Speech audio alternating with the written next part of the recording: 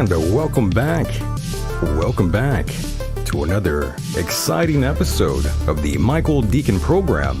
For those of you out there who are first-time listeners, we extend our heartfelt gratitude to you for discovering us here in the dark web, basically.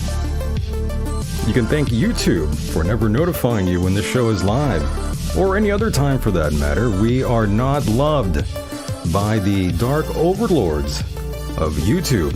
That's okay though. We're used to that here. No doubt. And to our regular listeners out there, we know you're here because you've been seeking us out like the truth seekers that you are. We're all in this together, and we're very grateful to have you here on this journey with us. And of course, we want to hear from you tonight. If you are brave, so don't be shy, call in and share your thoughts and ideas with us. Get involved. Don't just sit there behind your phones and keyboard. Step it up, boys. That number is 424-666-2425. And of course, I am joined by my co-host, Mr. Mike Hideous. No stranger to the program. Let's bring him right on in. Hi, Mike. How are you? Hey, buddy. Can you hear me all right? I hear you fine. Good. You were coming in a little staticky there. I'm coming a little staticky there. I'm coming in. Coming in and out, Mike. Maybe. Yes, don't come on me, though. Oh, gee, here we go. I'm not ready for that. Right through the PG. Hey, listen. Oh, boy, here we go. Here we go. What do you got to say?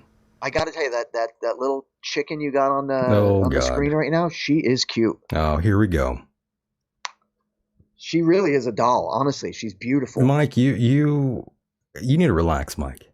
I'm just saying, I'm a sucker for little goth girls. What can I tell you? Well, that's true. That's true. Well, I saw the last one that tried to end your life. You weren't saying that a couple years ago to me. That is so true. I admit it. I'm a sucker for beautiful goth girls, but she's beautiful. She's a beautiful girl. This one you got on the screen here, and she knows it. Well, Mike, I'm glad you think that, and I'm sure everyone else does. So once again, Mike, thank you for being here. Always a honor and pleasure, Mike. Thank you for rocking with me here tonight. And of course, tonight will be a packed show with lots to discuss. We'll be covering topics like reparations, Mike. Ugh. But I don't think you think of it in the same way that I want them. I think you might have a different concept of that, and we'll be going over that here in a moment. And once again, thank you to all the listeners out there. Thanks for hanging out with us. Things are going to get a little crazy here tonight. That's for sure. And yes, we have UFOs, NASA, celebrity death pool updates, and even the rumor that Tucker Carlson secretly hates former President Donald Trump. No. That's what the text messages indicate here, Mike. Yeah. Well, if it came out in the courtroom and there are, photographs of that sort of deal, well, I don't know what to tell you. Nah. So you don't buy it. Obviously, you don't believe anything if it's, talking about someone you like. There's a lot of people like that, Mike. It's okay. No, if there's fact to it, then yeah, by all means, I'll believe it. But I don't know. I mean, I haven't read anything about this, so. Oh, boy. Didn't you say the same thing about Hannity last week? I sure did. Hannity, I don't believe on any of these people, to be honest. But it doesn't matter who they work for. I don't believe a goddamn word they say. I don't believe anybody when they say anything. I don't either. For the most part, especially if you are being paid by one of these big networks. If you believe them, then you probably believe the earth is flat as well. I do. I think only a fucking moron would worship a politician or an anchor on TV. I mean, give me a break. Indeed. Did we already break the PG law here? I think you did. Oh, twice no, already. You see what happens, Mike? It didn't take long, did it? No. When we did the show, what was it, Friday? Yeah. And, was it Friday? It was going so nice. I think we weren't on 30 seconds and you went right to rated R. Wow. Well, I apologize, boys and girls. I'm sorry. I'm a little unhinged tonight, as I usually am when I'm doing this program. I don't know what happens to me, Mike. I just come alive and get angry and violent and want to, throw the desk over, throw everything over.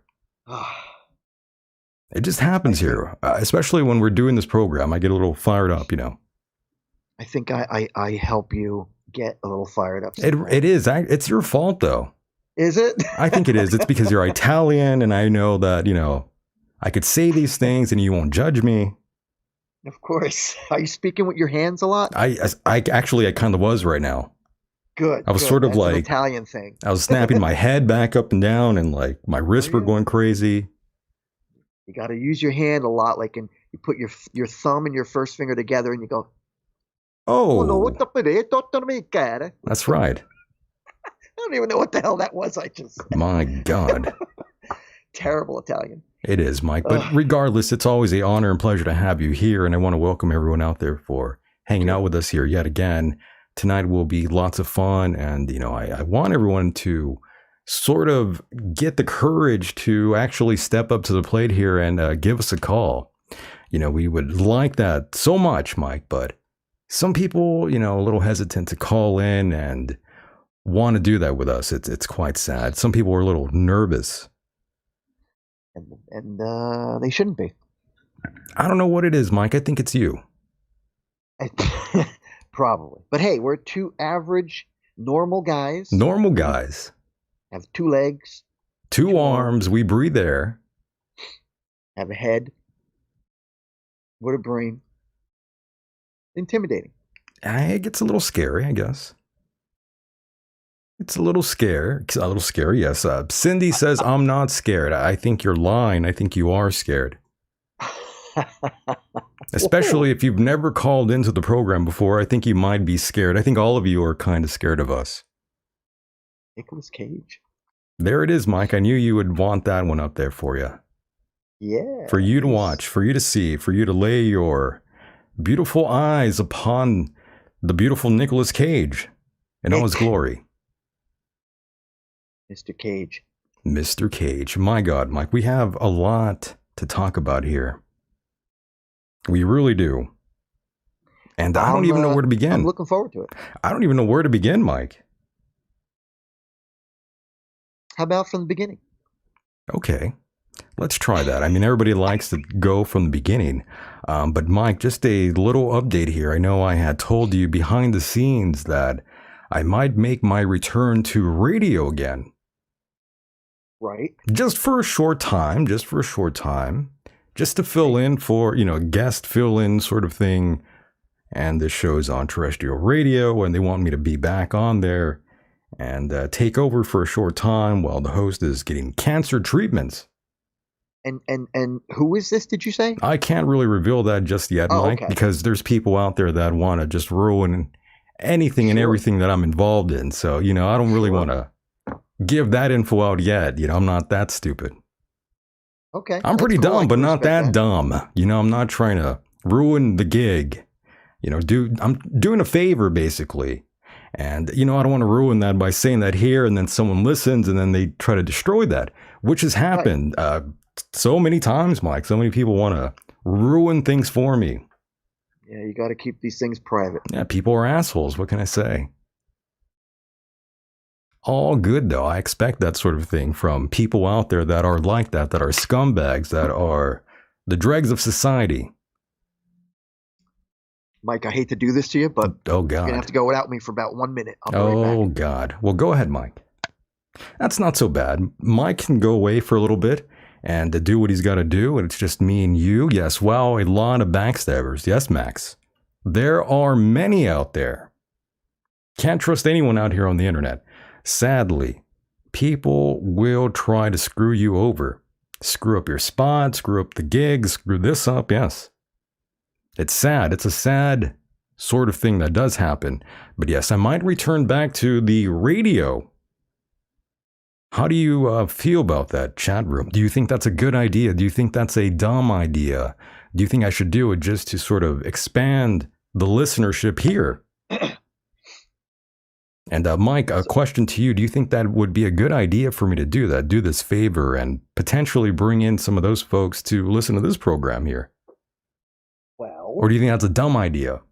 you know what? I can't reply to that question because I can only give you a private answer if we talk privately, because I don't know who it is you're going to be working for, and I don't know what kind of audience you would be grabbing. And I think there's a selective audience for this show. I wouldn't I think you have a exactly be dedicated working. following of selected people who Right, enjoy the contents of this this radio Well, I mean, I broadcast. wouldn't exactly say I'd be working for them. I'd be doing them a No, of course favor, not. basically. Right. But yeah, it's a different show. It's not this kind of show. It's a little bit more tamer than this, obviously. That's why I think it's hard for me to give an answer, not knowing exactly what the circumstances are for your gig. I don't either. But regardless, I like a challenge. I've been on the radio before. It's not really a big deal. I've done it so many damn times, I don't really care. It's whatever. I used to love doing radio, like actual radio studio. I used to do a lot of college radio shows. Either come on as a guest, mostly a guest, throughout my music career. But I love radio studios. It's fun. It's fun, but I mean, again, just to make it clear, it's not my show, boys and Right. girls. I mean, Max in the chat room says, I think you should do a sex-driven discussion show sometime soon, Absolutely. or talk about sex more. I grew up listening to the show Loveline, so that wouldn't be exactly that far off from what I would love to do. That'd be pretty fun, but I wouldn't be able to do that on this person's show. Again, it's not my show. I can't really be doing that there, really. I could get us an escort to interview. An escort? My God, Mike. Yeah, I know somebody who was in the business, and you may recall a while back I was looking to see if we could interview someone who was actually in the adult. Oh, that's film right. Yes, this woman. industry. Yeah. So I had contacted her and I asked her if she knew anybody that would be willing to come on anonymously to speak about what it's like to be in the adult film industry. Unfortunately, she didn't know anybody because she had been out of the business for so long. However, she said, "Listen, if you ever need anybody to talk about being an escort, Yeah. I'm your woman. So if you're into it, I could get her on." A lady of the night. A former A lady of the night. a former A lady. former, She no yes, longer a does. former lady of the night. No, she's not active anymore. That means she would be going to these sort of convalescent homes and picking up new new clientele there. I doubt that's going on. And this girl, I know, she's very, very nice. She's a good person, very nice girl. So Are there say the word. escorts, by the way, Mike, at that older age, that elderly age, that are going around, these sort of retirement homes and sort of, throwing it out there to men? Could be. There might be, right? You never know. I mean, anything's possible. Anything's possible. Did you used to, somebody just put on there, Dr. Detroit put on Dr. Ruth. Dr. Did you Ruth. used to listen to Dr. Ruth back in the 80s? No, I was not really of age to be talking about this sort of thing. Yeah, in the 80s, I was a little bit Were you before like my 2? time. Yeah. Jesus Christ. Can you imagine? Yeah, I'm a child listening to this with my parents, with my mom. I was in my teens when those years. that Good decade. Lord. Mike, I would hate to do this to you, but we do have a caller here, Mike. Let's bring them in really fast here and see what's cracking. Caller, go ahead. You're live. What's up? Hi, this is a lady that absolutely got hung up on your show one night when there was nothing else to listen to. You hung up on the show? Were you in a mania? I'm hung up on the show. There's things I like and things I don't like. Well, that's all part of the program here. You will like some things, you will not like some things here, and that goes with the package here. Absolutely. Can you tell us what you don't so like? I'm more like the one chat person said about more sex. I think when it comes to sex, I think we have put sex out there in a way, and it's disrespected. It's not this beautiful, wonderful thing that it used to be. And yeah, I'm just not into all that sex talk and all these sex movies. And all that stuff. I don't really disagree with But you, teach to their be own. honest. Well, yeah, again, you, how old are you, by the way, if you don't mind me asking? You sound like you're a little bit older, which is, I'm not trying to degrade you in any way or shame you. No offense. No offense. I'm 64. Okay, you're 64 years old. So, you've been around the block, you know what sells, and you know that Hollywood loves to sexualize everything. They sexualize adults, teenagers, children. It's sickening to me too. Don't get me wrong. I'm not disagreeing with you at all whatsoever. And I'm sure, they do that, which is criminal. Yeah, well, yeah. It's just, I don't know. I love the way some things are, but I think we've lost so much in our society, and I think that's why we have gotten to the point we've gotten to. And I think sex is a beautiful thing. It's a wonderful thing. Right. It's a private thing. Sure. And especially when you have it with somebody else. Yes. Yes. Yes, I agree, Mike. Sex is always better with someone else when you're not alone. Having sex with your hand. So I agree with you there. Mike cracks me up. He absolutely cracks me up, this little guy. Thank you. Well, I don't know. He could be a big guy, huh? I could be a big guy. I could be a small guy. I could be anything you want. I can imagine that. Yeah, I just wanted to call in and just, because there's so many. I think the shows that attract me the most yes, are the shows about religion, sure. in quotes. Because I love the Bible. I love the Bible because the Bible is a supernatural thing that we have in our hands. And some of those guys just crack me up when they go off on the deep end. Oh, the Bible thumpers. Yes, the evangelicals. Nope. I'm just a believer. Nope, I don't go along with all the religion stuff. No, thank you. Yes, but no. Do you like Paula White? No. You don't like Paula White? I'm surprised. No. Wow. No. I thought you liked Paula White. Paula White is insane. How can anybody like her? Exactly. Strike and strike and strike and strike and strike and strike and strike and strike. How can you not like that? Crackpot. Do what? I'm sorry? I said, how can you not like that? Now, how can you not like the former president's spiritual advisor? Well, dude, there's two types of spiritual advisors, and one's from Satan and one's truly from God. And there's a lot of them that follow Satan. So you got to know exactly what they're saying. That's true. And did you know that my co-host here is actually a Satanist? That what? My co-host is actually a Satanist. Mike here, Mike Hideous. Yeah, I know. That's. Does that scare you? Does that frighten you? No, sir. No. Good, yeah. It shouldn't. It's good to know because a lot of people are very, particularly those who are Christian, religious, knowing that I believe in a certain method or theory rather for living your life, and it just happens to have the name Satanism in it, satanic. So it frightens a lot of people, but at the same time, I'm not frightened by Christians. I'm not frightened by Muslims or Hindus or Jews or anything like that. I respect what they believe in, but what I believe in is something completely opposite of all religions. So it does tend to scare people. To hear you say that you're not frightened by it is good. Yes, most people get the wrong idea when they hear Satanism or anything having to do with that. They believe sort of like a Charles Manson character. That's what first comes to mind for a lot of people out there in America, by the way. But the thing is, there's lots of different Christians. There's lots of different satanic folks out there. There's different branches of all this madness out in the world. And I choose not to follow any of them, to be honest.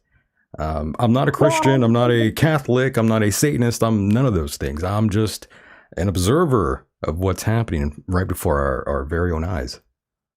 Yeah, you hit the nail on the head. It's like there's lots of titles given, but yet those titles go beyond in different ways for different people. So all I know is I know in my heart there's a God, and he is a creator God, and his son died on the cross for all of us to cover our sins with his blood. It was God manifest as flesh, for flesh. He died and shed his blood. That's what I believe in. That's what I walk in.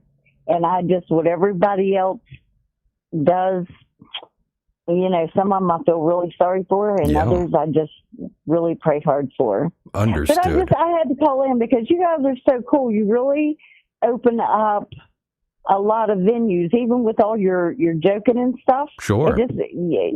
It's wonderful. And as far as you doing another show, go have fun, but just don't ever stop this one. Oh, I'm not going to do that for sure. I'm not going to just quit this show, but you know, sometimes I get that bug again of wanting to be on terrestrial radio all over again. And, you know, I haven't really had a chance to do it. Anytime I maybe feel like I'm going to come back to it, you know, they listen to this show and they're like, oh, we're not going to hire him. Not anymore. I would hire you. I would hire me too. But yes, I do thank you for the call. Definitely call back again. I know this is, thank you. You know, I think this might be your first time calling in, and I really, really appreciate that. Yeah, it is. Actually, I usually listen to you at night. That's the best time. When I'm in bed. That's the best time. But I actually caught you live, and I thought, I'm calling in. There So you go. hi, you guys. Love that. Take care. Take care. Thank you so much. Take care now, dude. Good. Later, guys. Bye-bye. Bye. See, Mike, she had the ovaries to call in. Unlike many men out there that lack ovaries and testicles to call in.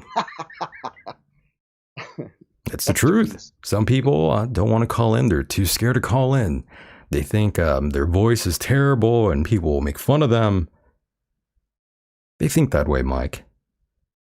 Yeah, well, what are you going to do? What can you do? Yeah, screw them.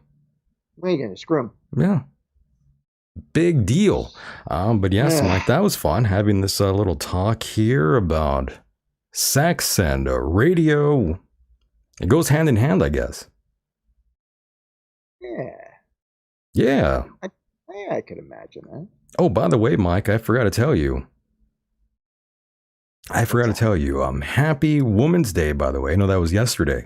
That was yesterday, brother. Happy International Women's Day. Happy International Women's Day. And I didn't get a chance to say that to you, even though you're not a woman.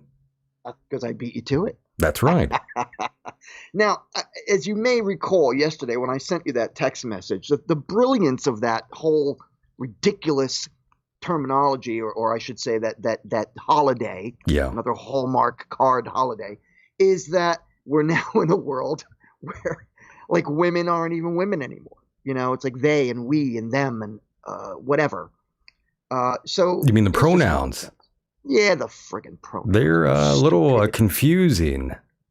You know, we had what was it? A judge who sat in front of the I guess Supreme Court or Congress, whatever the hell it was, and she sat there. They asked her, "Can you define a woman?" Right. And she said, "No." Isn't that funny? Idiot. Total idiot. How can you be a judge and say something like that?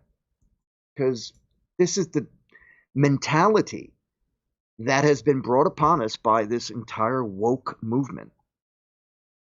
Pretty wild, Mike. It's pretty wild. Would it be bad to say that I don't recognize any other sex unless there's two? I only recognize two sexes, Mike. Is that inappropriate to say? Well, first and foremost, saying it to me, you know, I agree with you. Secondly, I've also expressed my opinions on how I feel about the subject as well. Yes, I agree with you. There are two sexes, and that is defined by your chromosomes and your DNA. You're either, I forget, is it XY and YY? I can't remember which is which. I forget the whole thing. But one of them defines you as a male. The other one defines you as a female. No matter how many parts you cut off, no matter how many parts you sew on, no matter how many pills you take, hormone pills to grow hair or boobs, you are still either a man or a woman by natural design. And females have 2 X chromosomes, by the way. So what is it? Y? It's to X, and men have X. 1 X and 1 Y. I knew it was something like that. I just could never figure it out. I always get confused. It's all nonsense anyways, Mike. Who cares? Oh, okay.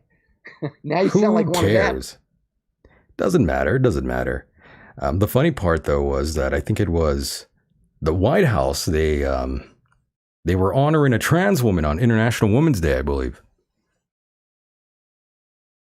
That's how logical the White House is, by the way. I mean, just think about the stupidity of that remark that you just said about them having a trans woman person, guy, representing Women's Day. Isn't that amazing? Am I the only one who thinks that's idiotic? I think that's hilarious. I don't know how anyone else feels about that, but I think that's pretty funny and pretty apropos, especially to sum up what's been going on here in the United States, Mike. It's been a freak show, Mike. That's all what it's been, a big carnival here in America. Oh, you could say that again. That's what's been going on, but that's the White House for you. Those are our leaders, Mike. The great leaders of this nation. Honoring a trans woman. How does that make women out there feel? That's what I want to know. Oh, please, ladies, call in. Tell us how you feel. Tell us how you feel about how they are completely making it look like there is no difference or no separation between male and female. How would you feel going to a spa, a gym, I don't know, school, college, where you're on a sports team and you got to go into a shower, and they let a guy into the shower where you're taking a shower, and this guy claims to be he's a woman? How would that make you feel? Call in, please. Let us know. I would like to know how women feel about this sort of thing. I would be very interested to find out what their opinions are, and we are joined by, yet again, another caller. Go ahead, caller. You are live. Hey, Mike and Mike. How are y'all? We're good. How are you? Hi. Hey, doing good. Cindy Lou. Cindy Lou. Cindy Lou. Cindy Lou. I saw your name. Thanks for calling in and not being afraid. We appreciate that. Ain't scared. Nice. I ain't scared. Thank you for stepping up here. And yes, we would love to ask you what you thought about the White House honoring a trans woman on International Women's Day. Do you think that's a little too progressive? What are your thoughts and opinions on that? I would love to know what a straight woman would say about that. Okay, I'm probably going to get some hate from some not Mr. and Mrs. She and him people, but I think it's absolutely disgusting. And there are 2 types. There is a male and a female. We're made that way so we can mate, have babies, raise families. Men don't get pregnant. Trans people do not represent women. I feel pregnant after I eat, by the way.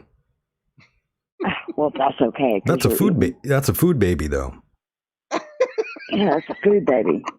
You can't have a baby. That's not what I was told. What you think? I heard men could get pregnant too. That's what the CDC told me. Yeah, it must be true. We believe that about the.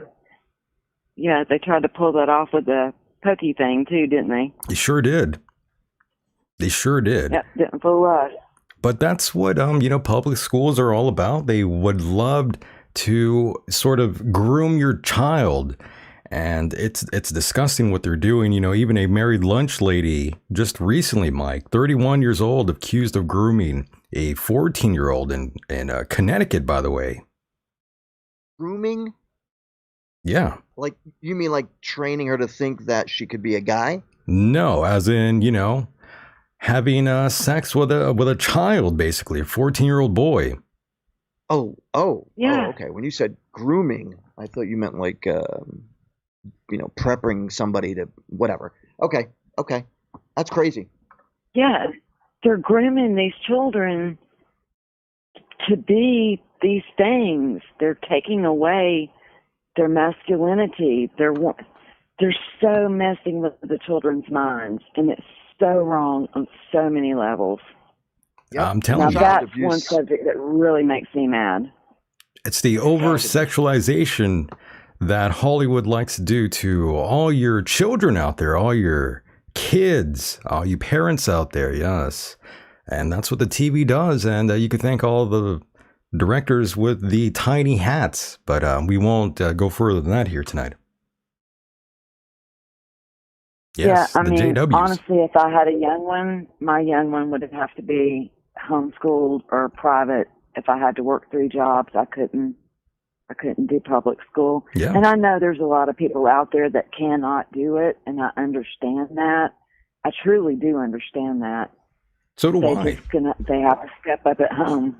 And by the way, teach the kid different. By the way, there was someone else calling in. I'm not going to hang up on you, but I just want that other person to know that we will take your call here as we sort of travel down this avenue here into this discussion, I should say.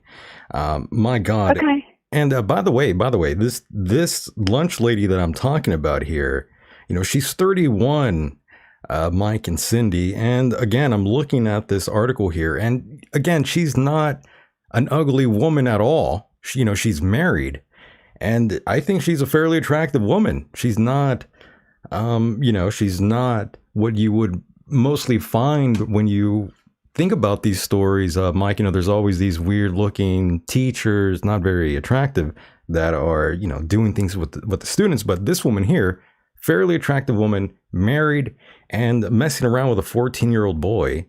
And geez, why wasn't I having those problems when I was in high school? See, Mike is one of these people that would have loved to have been molested by his teachers. But for the most part, she was a woman, I would have been okay with it. But for the most part, lots of teachers out there, not the best looking either. But that's besides the point. At 14, you probably shouldn't be banging your teacher, though, no matter how attractive she is. Okay, point taken. But I was 16 when I was having the hots for a teacher. Well, that's different. I mean, you're a little bit older, but it's still one of those things where you might be doing something illegal. Well, for the record, nothing ever happened, but I'm just saying it. Just a schoolboy fantasy. Which is what happens at times too. Let's not act like, you're a 16-year-old and you're this innocent sort of angel out there. By 16, you're already sort of having these feelings, these sexual feelings for women or men, whatever, what have you. I don't know. But at that age, you're kind of already getting all ramped up in that. You're getting all too hot for teacher. Exactly. So I mean, hey, can I say one thing? I need to get off so you can take another call. Oh, go ahead. Go. Yes. I wanted to say to Mike Hideous, thank you for last Friday night. That was really cool that you jumped on with us over at RDM. To Decon, I want to say I think it's really cool that you and Dean are working together. I really enjoy your show. I like both of y'all. I like your topics. You're both a couple of cool guys. And Hideous, I think I saw you at a place called the Vapor Room way long time ago in Atlanta, which I thought was an interesting story. For the Atlantic Music Festival. Yeah. Yeah, that was many years ago. Oh my God, it was freaking awesome. Oh, that was so nice. Thank you for coming. Yeah, it was really cool. Like Decon and I were talking the other day. If I may just reply back to you, as far as the show I did, what was that, Friday? Yeah. That was a spur of the moment thing. Dean had asked me basically on the show, on the Michael Decon program, to come on and talk for a little bit, and I did.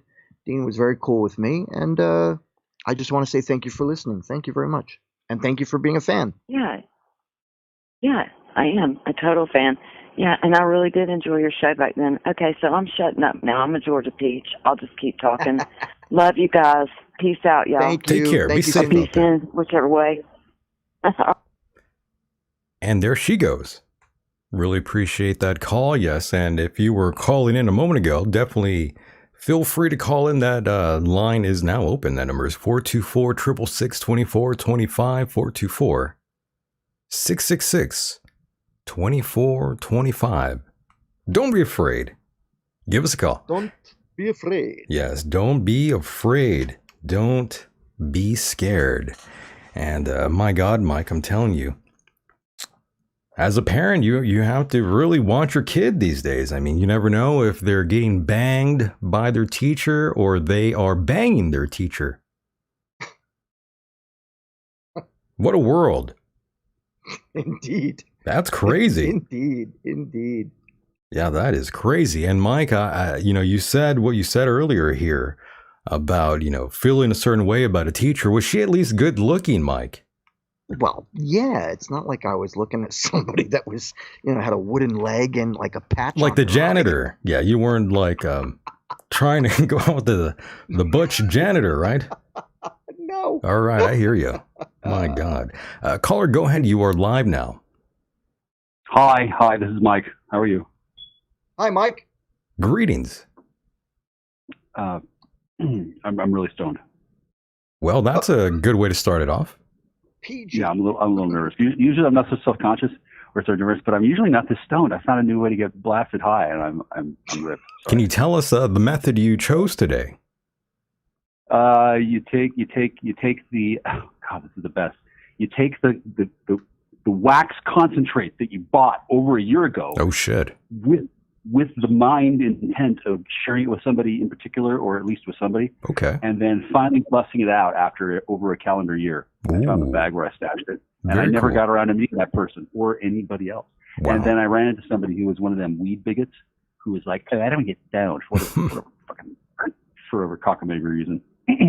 And I ran out of money, kind of. Not exactly. I didn't go to the place where money comes from soon enough. So it's just waiting there for me, and I have to go get that. But instead, I remembered, oh yeah, I remember a year plus ago, there was this person I was thinking, if they're alive, I want to get stoned with them. And I haven't seen him since, or even, I hadn't seen him in years before that day. And then I didn't also see anybody else to get really, really, really high with. So, but now I'm doing that with you. I love that. What an honor. And I put it in a crack pipe. In a crack pipe, you're like Hunter Biden now. Perhaps. I never actually saw the pictures of Hunter, what he's doing, but I've invented a new way to get high, as so many men aspire to do. Yeah. They call them oil burners, but it's a straight bulb glass pipe, right? And inside of it, I have placed cannabis concentrate, which is fully legal, fully lawful. Yeah, nothing wrong here. And it's just a glass instrument. It's nothing just because you can call it. All a crack right. pipe. It's not even a crack pipe. But that isn't that doesn't really kind of take it away for you a bit that, you're using essentially a crack pipe to get high. Does that not run through your head a little bit? It puts me right up there with Benjamin Franklin, who had syphilis and got struck by lightning through a key in a kite. I feel great. Well, I mean, when you compare yourself to that, I mean, yes, it's a little one of those. But I mean, you're smoking crack, and I mean, you're smoking this highly concentrated form of cannabis through a crack pipe, right, essentially. I get you, yeah, but crystal, it isn't crack. I hear you. I hear you, but doesn't that bother you just a little bit, though? I mean, don't you feel like a crackhead doing that? No. Not at all, right? Why would I feel like a crackhead? It's just using the pipe that has the term crack in front of it. It doesn't crack. The oil pools. I respect that, though. Don't get me wrong, but I'm just saying, doesn't it make you feel a little dirty, though? That's all I'm saying. Doesn't it make you feel a little dirty? Oh, this is lawful. This is 100% lawful. I get that. Yes, I understand the law, but I'm just saying, you're kind of like Hunter Biden now. In a weird way, you kind of are there. You're at that level now. Maybe not as high as Hunter Biden, but you're there. But there's no prostitutes. Well, that's true. Yes. Yeah, so I can't. I'm not even close. My father isn't sending me to do oil deals. Yes, he's not getting the 10%. That's right. Yeah. So I don't think I'm either at all. God so damn. no, I don't feel dirty at all. And then I feel like everyone should be doing this because it's fully legal, it's fully lawful, it's a great way to enjoy the product. It's certainly cost effective. You know, if I was giving a cannabis taking class, this would be my number one method. I would have to patent it though. Oh, did you hang up on me already? No, I didn't hang up on you. I'm listening to you. Okay, good. I wasn't sure if you were done or not. No, I'm just listening to you here. I had no idea you were out there smoking out of a crack pipe. Well, it's an oil burner. Well, call it what you want. And I ask for a crack pipe, they won't sell me one. I hear you. Well, I can't. That's what I'm saying. Yes. Well. Yeah. Well, that was a great call. Was there something else you want to discuss? Well, yeah, sure. Did you have other topics in mind? I mean, I don't want to take up too much of your time, but there's other things going on. No, I mean, that's our job. Yours is just to call in. But we appreciate the call. Okay. And yes, go ahead, call in. That number is 424-666-2425. We'll be here a little bit longer. And Mike, we have great calls here tonight. Indeed. We have people smoking crack or smoking out of a crack pipe. I still want to hear women call in to tell us what they think about the trans issue. Okay. About the whole trans issue, and again, allowing men who are saying that they're women into female sports, women's bathrooms, locker rooms, right? Bathrooms. I mean, please, ladies, call in. We want to hear. Give us give us hell. I mean, it would be a little off-putting for me, though, especially if I had a child. You know, if I had a child, a son, especially a daughter. If I had a daughter and I was walking her to the bathroom and I saw some guy coming out of there with a wig on, a purple and blue-haired wig, I mean, I'd be a little bit put off by that. Oh yeah. Yeah, I would be like, that woman has a Adam's apple. And the beard. I can see my fist. I can foresee my fist going through his head. Ooh. It's a rough world we live in. It's a rough world. Right. And what I'm saying, we talked about this last week. As I mentioned, the high school kid who kept telling everybody he was a girl. So they allow him to get into the female locker room, and he raped a woman, a girl. And then they move him to another school. Can you believe that, Mike? There. So I don't agree with it, man. Serial rapist. That is wild. That is something else. I mean, Mike, you know, I've been to plenty of parties back in high school, in my adult life. There's been plenty of women passed out all around me plenty of times. And I've never had the urge to go into rape a woman or take advantage of someone that's asleep. Me neither. I've never done that. I've never done anything like that. I've seen people try to do that, and I've stopped guys from doing that sort of shit before. To be 100% honest with you, I have prevented anything like that happening around me because I'm not going to get in trouble with that. And I knew that early on in my life, even as a kid in high school, I knew I would get in trouble with the law. If I was even in that sort of proximity of a rape going on, you know, I'd be held responsible. What do you mean you'd be held responsible? I mean, I would get in trouble as well for being there. In my mind, I felt like I would get in trouble for letting this. Yes, I feel like I'd be a product of allowing someone to get raped, Mike. And, you know, that's not the game I'm trying to play. Yeah, what do they call that? An accessory to the crime. Exactly, yes. I'm not trying to be that fool. That's for sure. And, you know, I have friends in law enforcement. I've had parents in law enforcement, you know. So I've always tried to be straight and not go off and do all this crazy shit I knew so many people were doing all the time. You know, I'm always the voice of reason, Mike. I've always played that role in life. Good for you, my friend.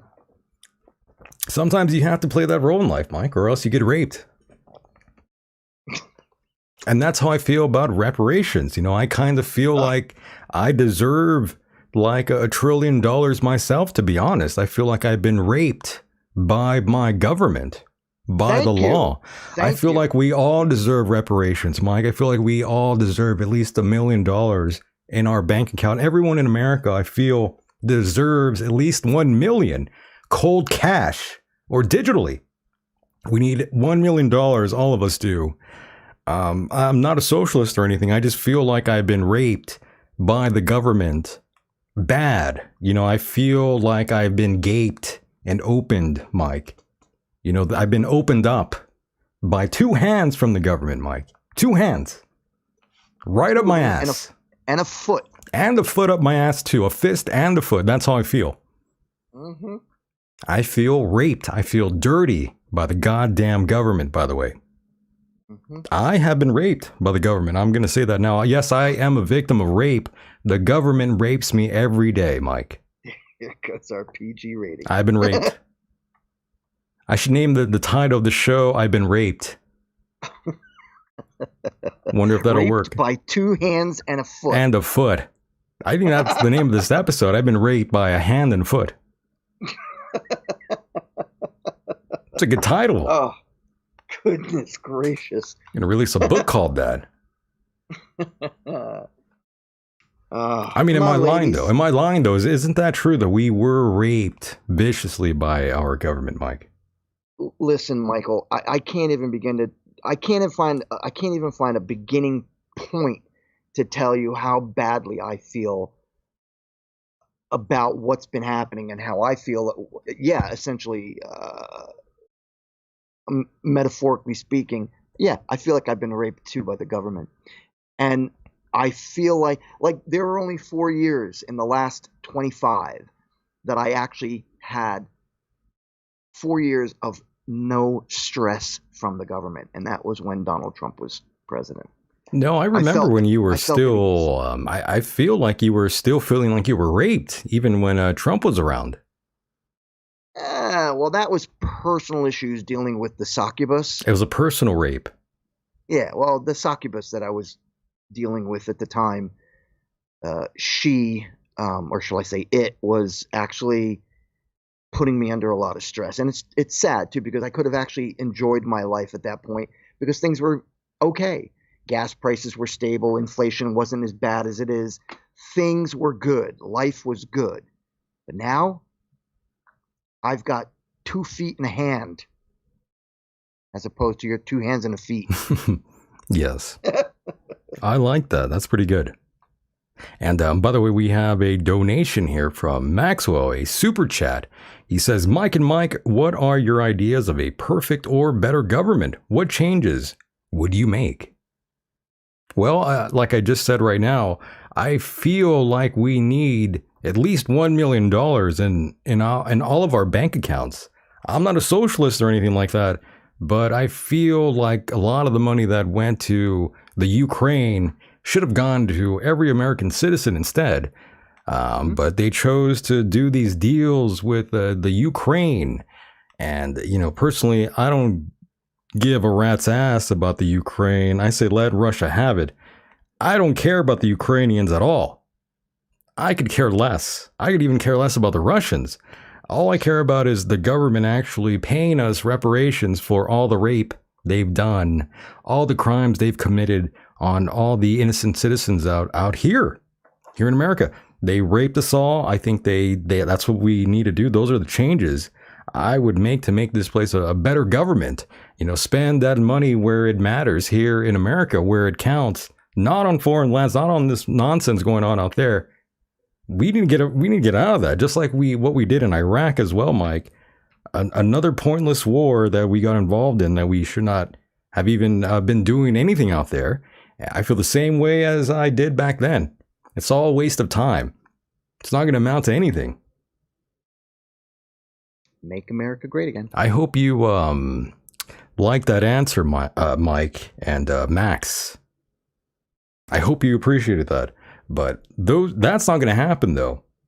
That's not going to happen. That's just a pipe dream. That's just a crack pipe dream. It's a crack pipe dream from Hunter Biden, yes.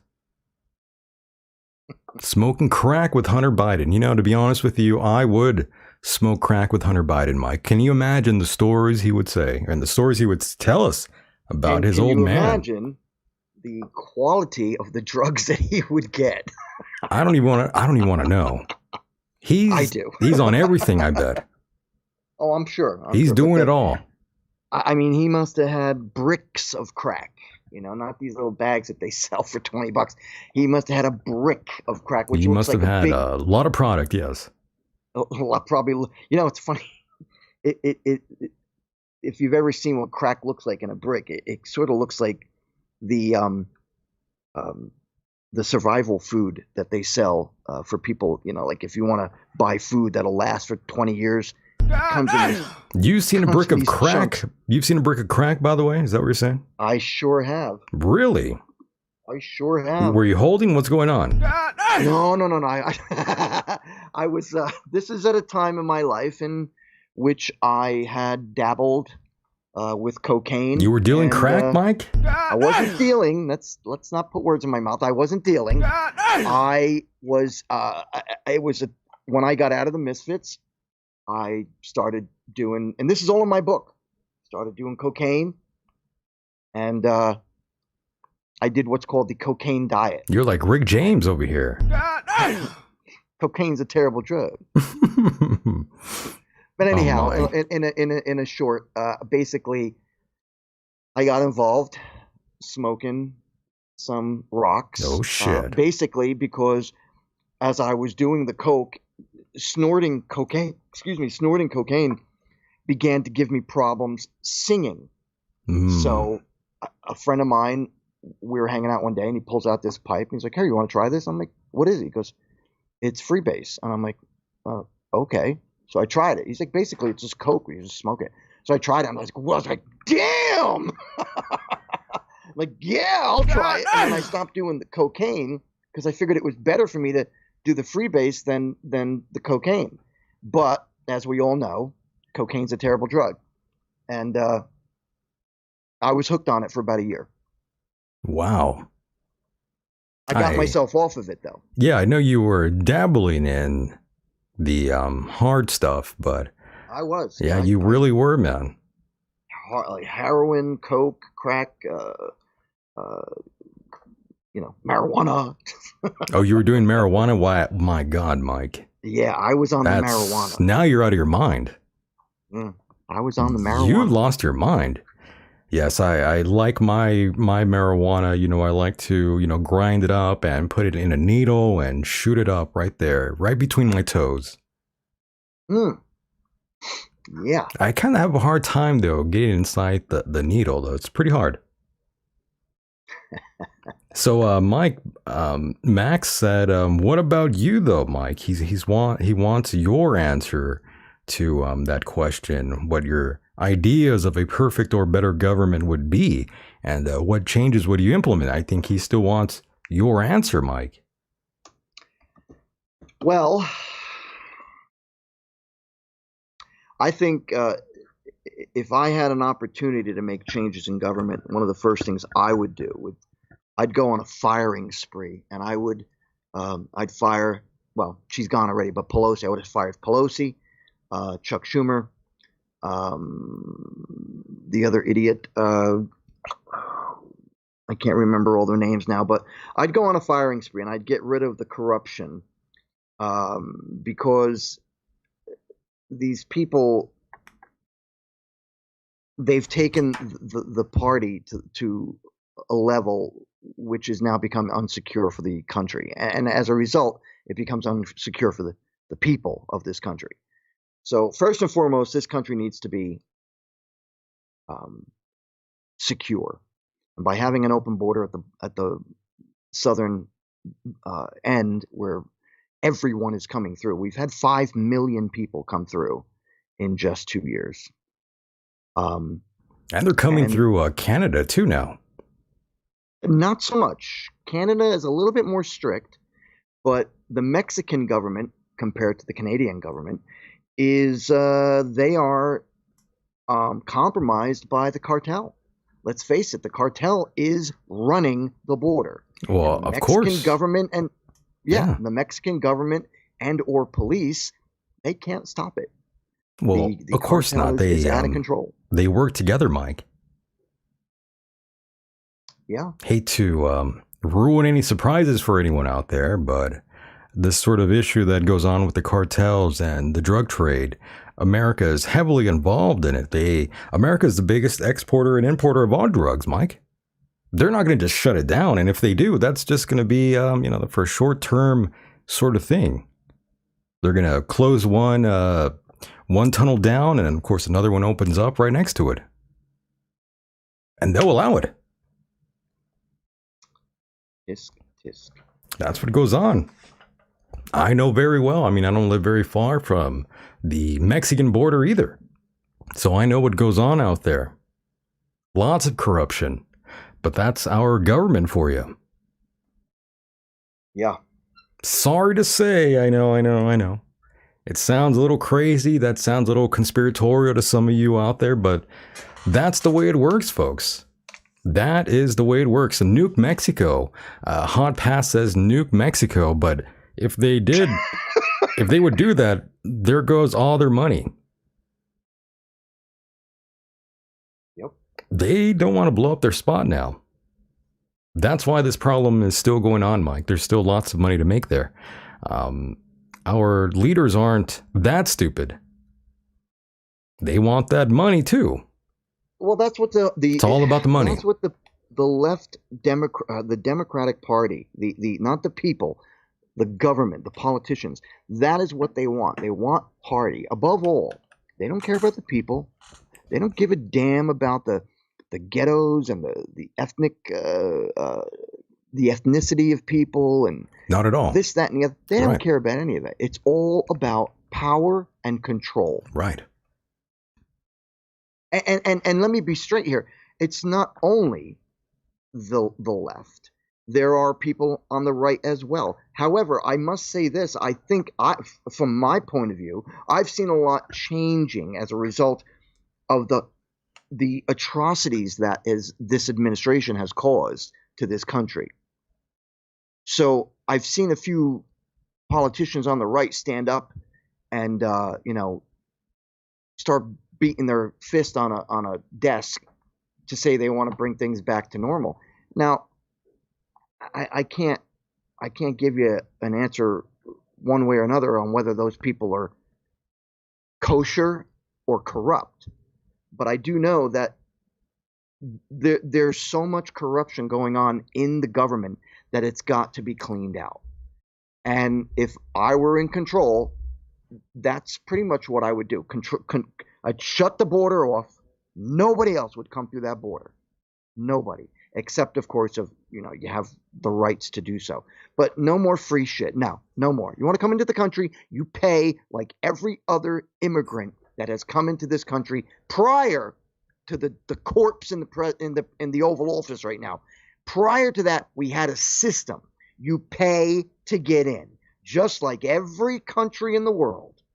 We are the only idiotic country that now has the doors open, the gates, I should say, to the southern border to let everybody and anybody in. There's no restrictions. And we've had terrorists come through. We've had people who are on watch lists come through. We have had political, I don't even know what you call them, political anarchists come through. We've had not just Mexicans. We've had viruses come through. We had viruses. We had spy balloons come through. We had planes come through to knock down those beautiful towers that block the sun. I say it was a blessing. Some say, it was a tragedy. Well, you know what, Mike? I'm glad the World Trade Centers are gone. They were blocking the goddamn sun. Like all the tall buildings in NYC block the sun. Get rid of them all. Well, they knock them all down. Knock them down. Knock them down. Bigger. Ooh, Mike, we're going to get kicked off for saying that. You might get kicked. I don't really care, though, to be honest. I could care less. Oh, Mike. Oh, so sad. This is sad. Yeah, we've only had one woman that called in about that whole. Isn't that depressing? Yeah, come on, ladies, what are you doing? Oh, there's trans listeners. That's why they're all trannies. Is there really? There's no real women here. They're all transsexuals that listen to this program. There are no real women. They all have penises, Mike. Could you between their imagine? legs. I would be very surprised. I would be very surprised too if we had like a lot of trannies, by the way. That'd be pretty funny. Indeed. That would make for a fun show if all these people called in, these chicks with dicks, as they say. That'd be fun.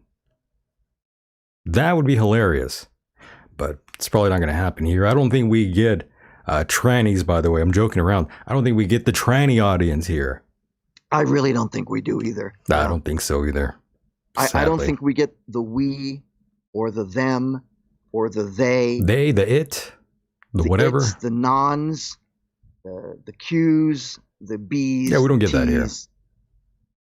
Whatever. Yeah, we don't. And by the way, Maxwell did send in another $5 here. He was asking, how do you solve these international issues without nukes flying off, Mike and Mike? Wait, what? He's asking, how do we solve these international issues without the use of nukes, is what he's asking. Oh.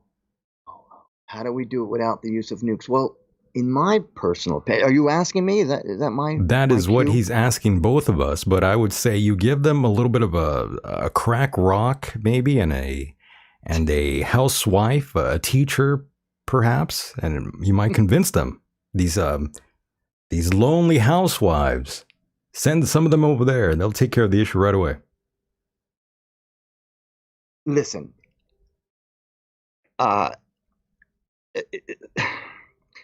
despite what's going on and the horrendous things that are happening to our country, I still firmly believe that if we were just to make the adjustments of closing our borders, worrying about our own country instead of everybody else's, I sincerely believe that no one, and I say no one, would be able to approach us in a warlike situation. Yes, there are crazy countries out there like North Korea and Iran who are just itching to point a nuclear tipped missile. Just the tip, baby. Come on. Just the tip. And they would love to shoot it over here. The thing is that we have far more. And if they were to fire one, there would be a retaliation right away. And I mean, that's just how the system works. They shoot one, we're going to shoot, 10. And not only are we going to take the nuke out of the sky, but we're also going to obliterate. We are also going to Annihilate. Annihilate. There you go. We're going to annihilate. Thank you very much. Any country that were to try to attack us. And again, the fact that Americans this is the only country you have the Second Amendment in which you can own a firearm, in which case some Americans own more than one firearm, I myself included. So you can't invade this country without fighting all of Americans, all of it. I still want reparations, by the way.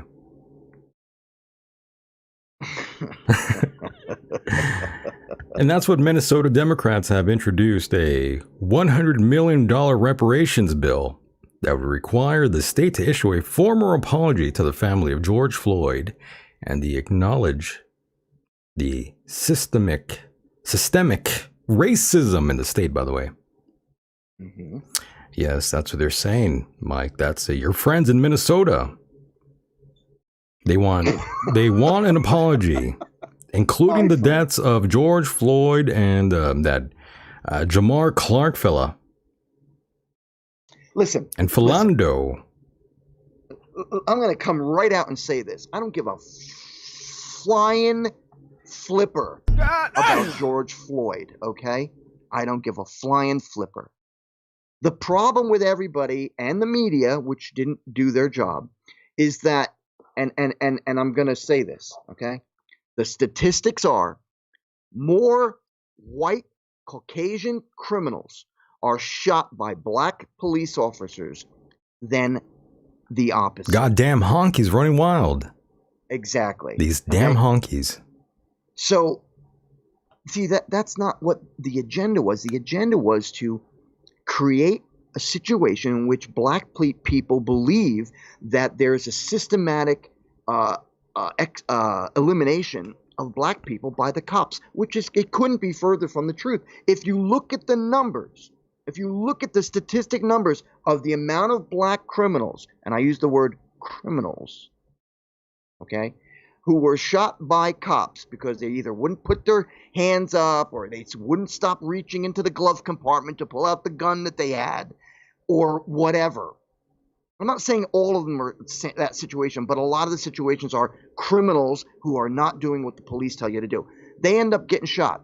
The statistics of white cops shooting criminals that are unarmed is significantly lower than the reverse of black cops shooting white criminals. This is why I didn't mind when that Ashley, what was her name? Ashley Bobbitt, what was her name? The woman that was there on January 6th, the one that ate a bullet and died. You know, I don't have an issue with that at all. I mean, I told you this. I know it's a big issue with you, Mike. I know you didn't like any of that went on January 6th, but you know, I saw a lot of people acting insane out there, you know, climbing the fence like they were illegal aliens. They thought they were Mexicans, by the way. These white folks climbing the wall out there, I thought, holy shit, they turn into Mexicans all of a sudden. Well, I was like, whoa, what just happened? I do agree that what they did was wrong. However, the woman who was shot was unarmed. She had it coming. She was. How did she have it coming, though? Well, I mean, you break into something. She got shot, well, I mean, if you break into anything, I think you're going to eat a bullet. Well, here's the thing. Don't be breaking and entering. Then everybody should have been shot. Well, I agree. I think everyone should have been shot. That can't be the case, though. Well, I mean, I'm out of my mind. But, I'm the first to agree with you that what they did was wrong. All right, you know, a lot, and not everybody contributed to the destruction of what some of the crazy people were doing in that building that day. Absolutely, yes. I know how you feel about it, Mike. I don't, however, agree with the actions that some people, what they did. I don't agree with their actions. You know, people were scaling walls like they were illegal citizens, people trashing things left and right, people defecating on things.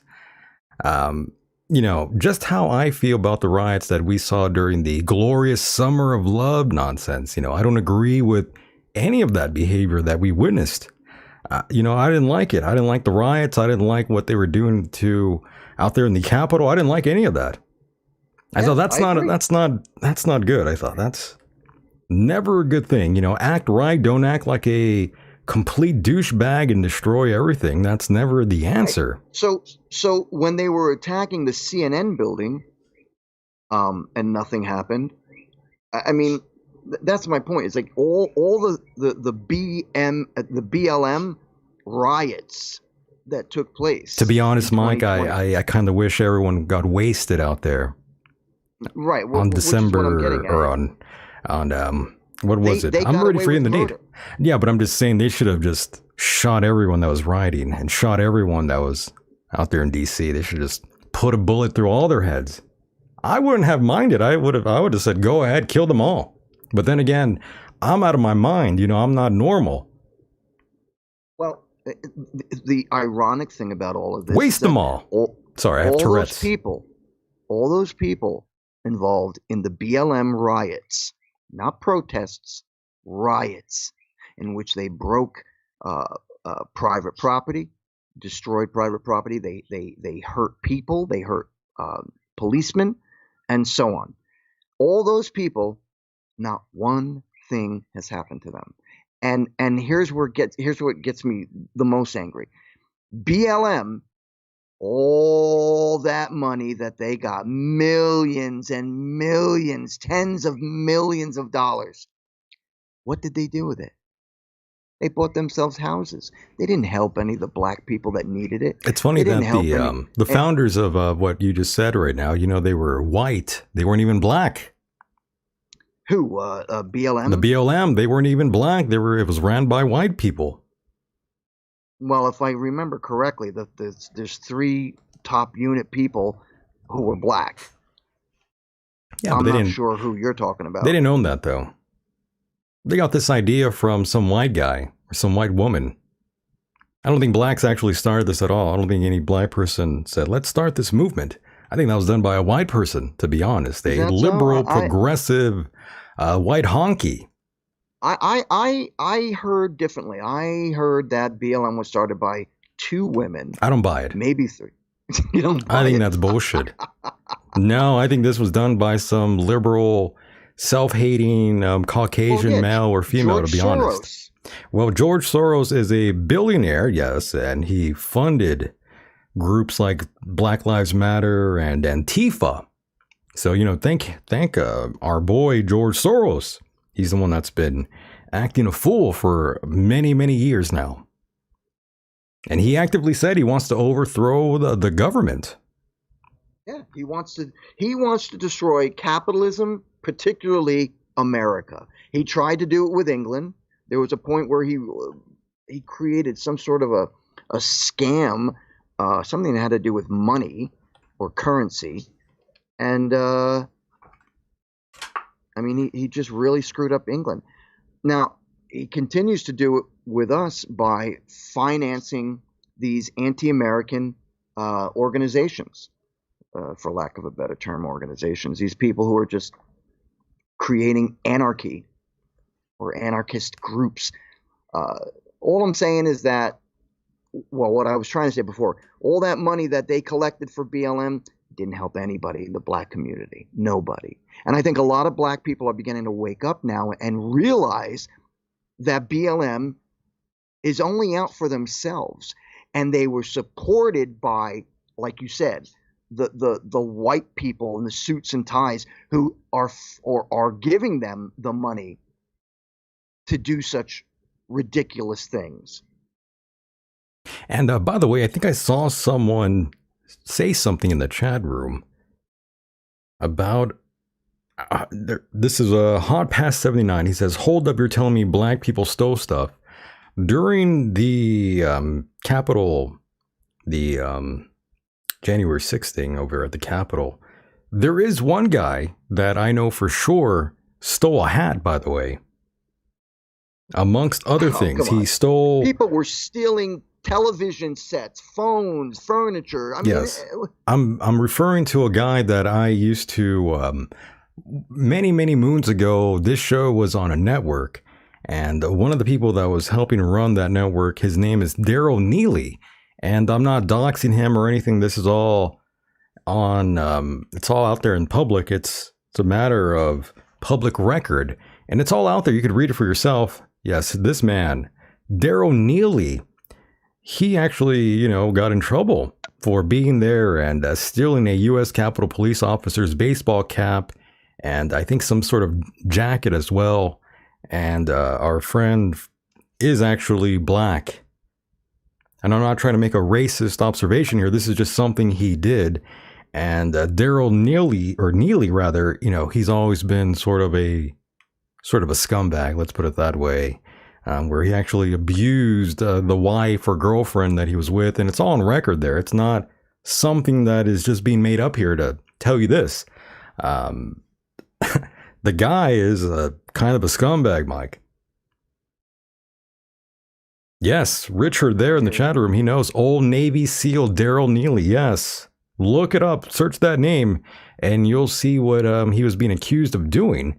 And, there were photographs and video of him entering the Capitol and stealing things.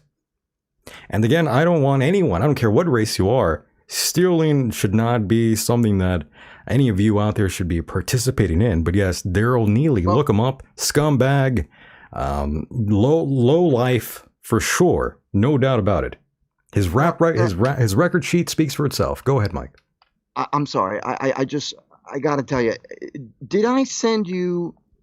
I did send you that video of the Asian kid talking about how black people are hating on the Caucasian race. I did, right? Well, I mean, everyone hates on the Caucasian race. It's not an exclusive thing. I'm getting to a point, though. Sure. Well, get to your point. Go ahead. In that video, they were. He was playing, I guess, TikTok clips from people, all black people who were getting on and posting these images of them saying,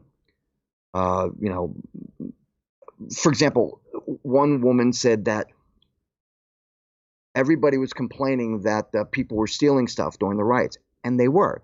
She said, well, it's okay to steal a TV. Oh, really? Oh, that's the mentality of the Marxist.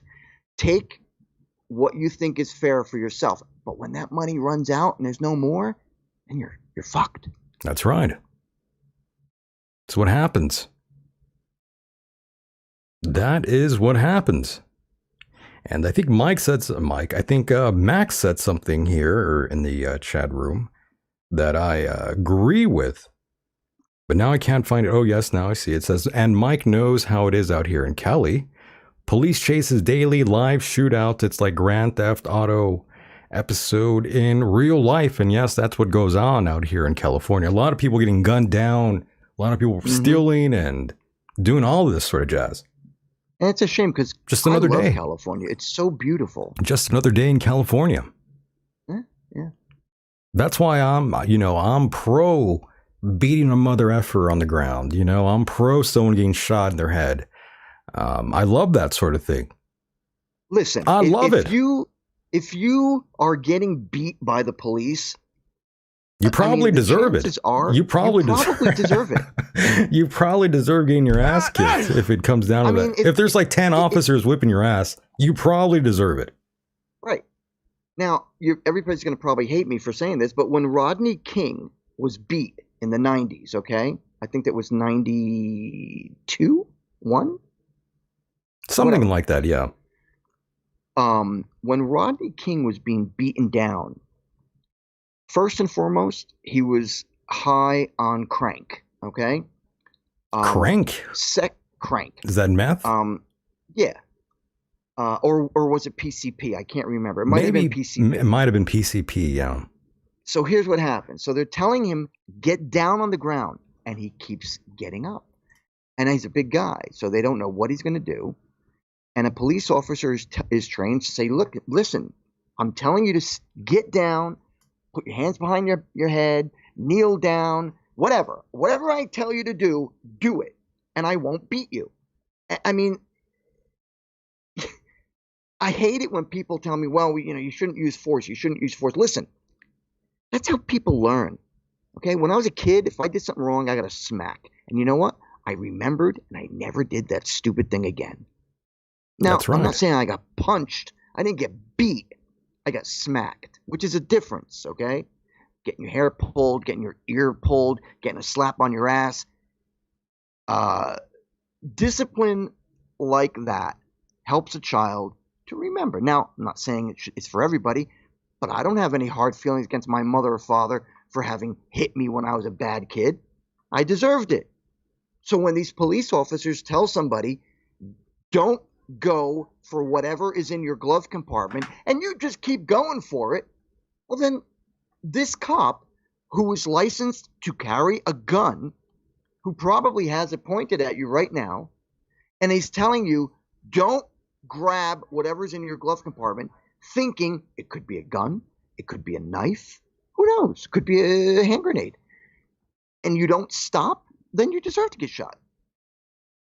Right, and that's the problem lots of American citizens face each day with the police. They think they have the right to sort of resist arrest, Mike. Yeah. And then they start fighting back. They start fighting back, and then they start getting tased. And then soon enough, there's 5 officers in uniform whipping their ass. Yep. I don't mind it, Mike. I think more people need to get their ass kicked, to be honest. I think that's the problem, to be honest. I think the days of people getting their ass handed to them are long gone.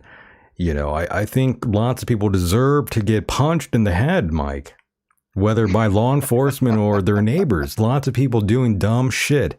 And I think lots of people deserve to get knocked around right upside their head. I think that's the only way. That's the only way, Mike. I think violence is the answer, Mike. I think sometimes you need to hit someone over the head just to get your point across to them. That's what I'm saying. Sometimes violence works. There's so many people out there that are against physical harm.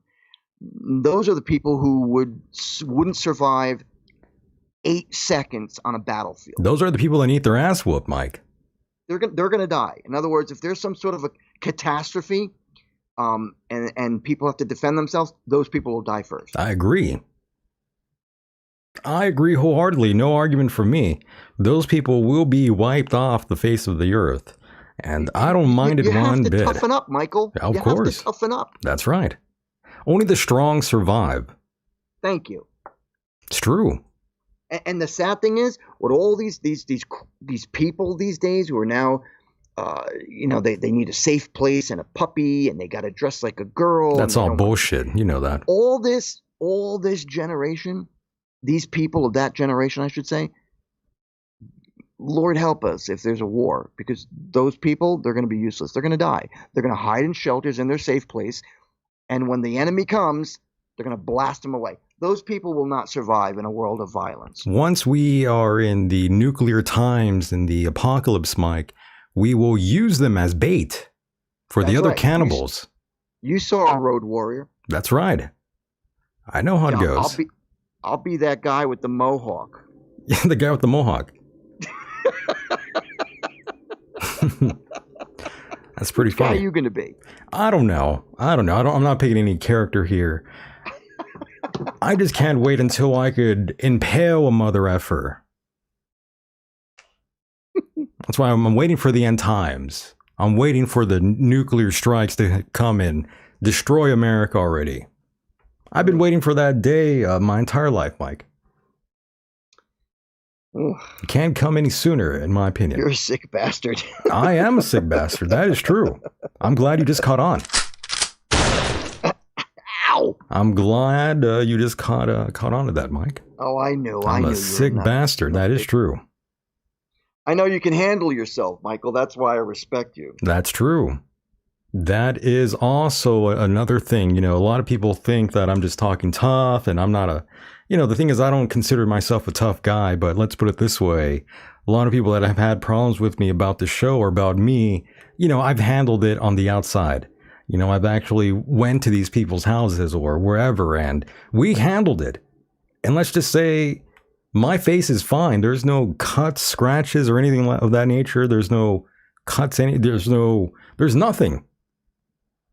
So yes, I handled it. That's for sure, Mike. And there's times where I was facing a potential lawsuit over assault, Mike. Let's put it that way. Is that so? Oh yeah, but I made it all go away, Mike, as I usually do. And I got an apology for it too. Just put it that way, Mike. Okay. So, I'm not afraid to get down. Let's put it that way. I'm not all talk. I'm about that action. Let's put it that way. I'm ready, Mike. I'm ready to ruin someone's life. That's true. I'm ready to paralyze a mother effer. I'm ready to leave someone in a coma again. Let's put it that way. Again. I'm very dangerous. Let's put it that way. Very dangerous. And that's why I like you, Michael, because I like knowing I have you on my side. That's true. I'm ready to break someone's kneecaps. Just tell me who it is, Mike, and they'll be sleeping with the fishes. Exactly. Right now, I got a finger on my nose. I'm pushing my nose to the side, which means mafia. That's right. That's right. And soon enough, Mike, 2 state lawmakers introduced a bill just this week that would ban law enforcement agencies from using police dogs in situations where the animals could bite someone, saying the practice is deeply racialized. So they're going to get rid of the use of these canines out here in California, Mike. That's what they want. Yeah. Didn't they also want to put, instead of putting cops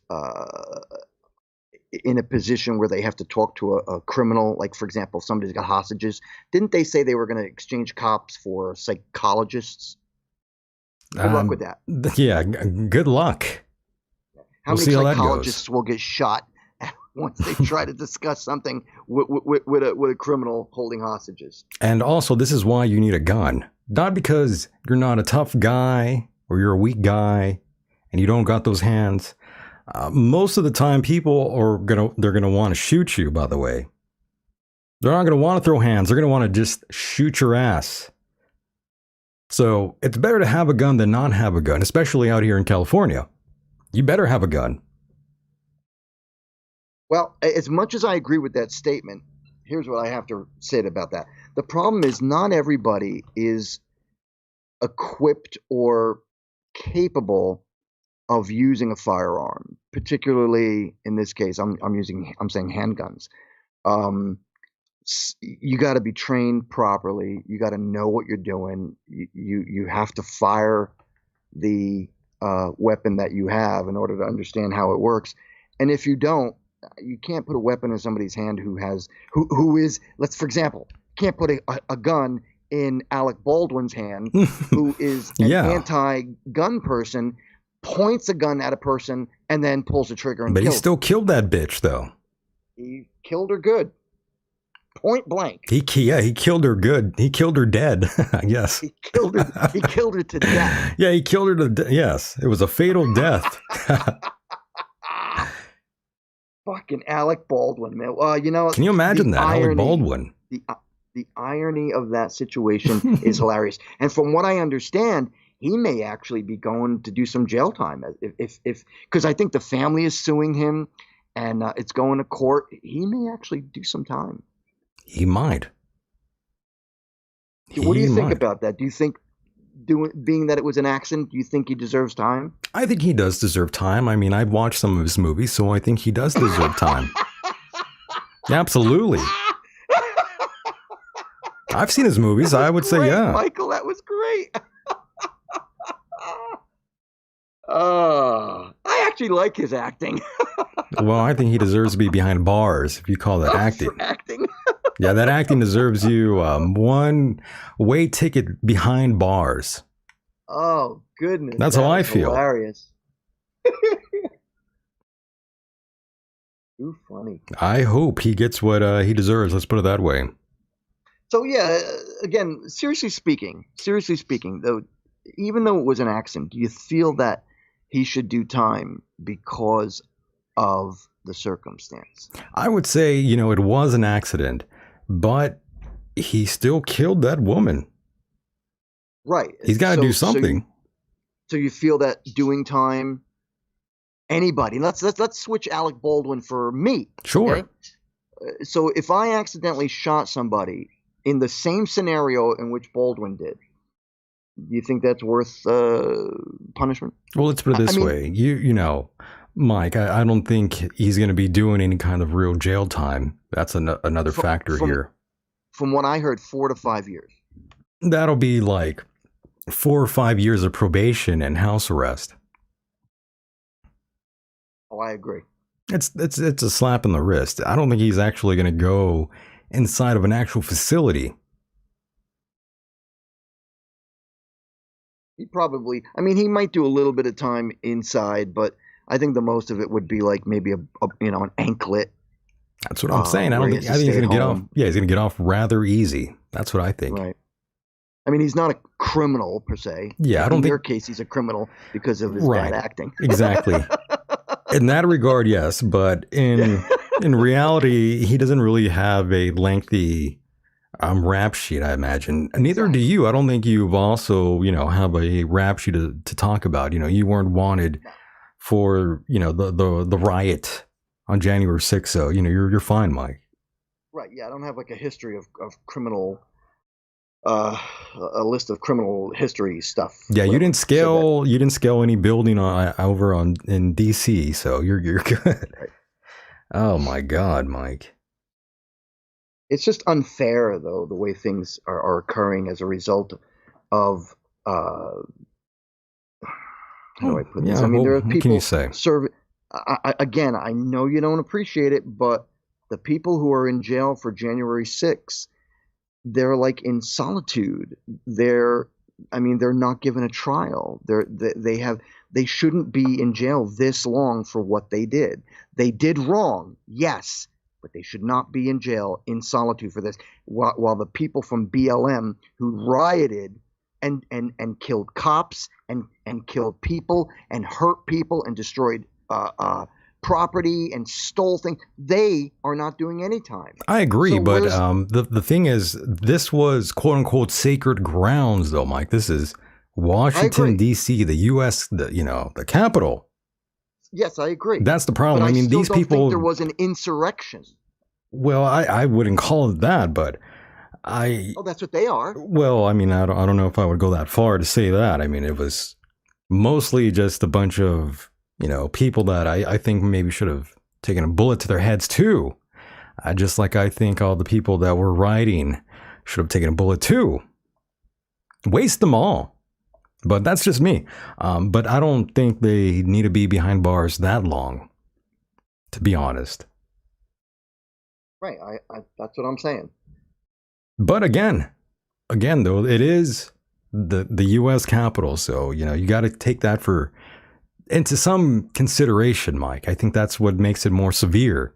That it's the fact that this was the Capitol, and it wasn't just someone's little business there. Yep. Even though these businesses, let's not completely just crap all over them. That's how they make their money. That's how they survive.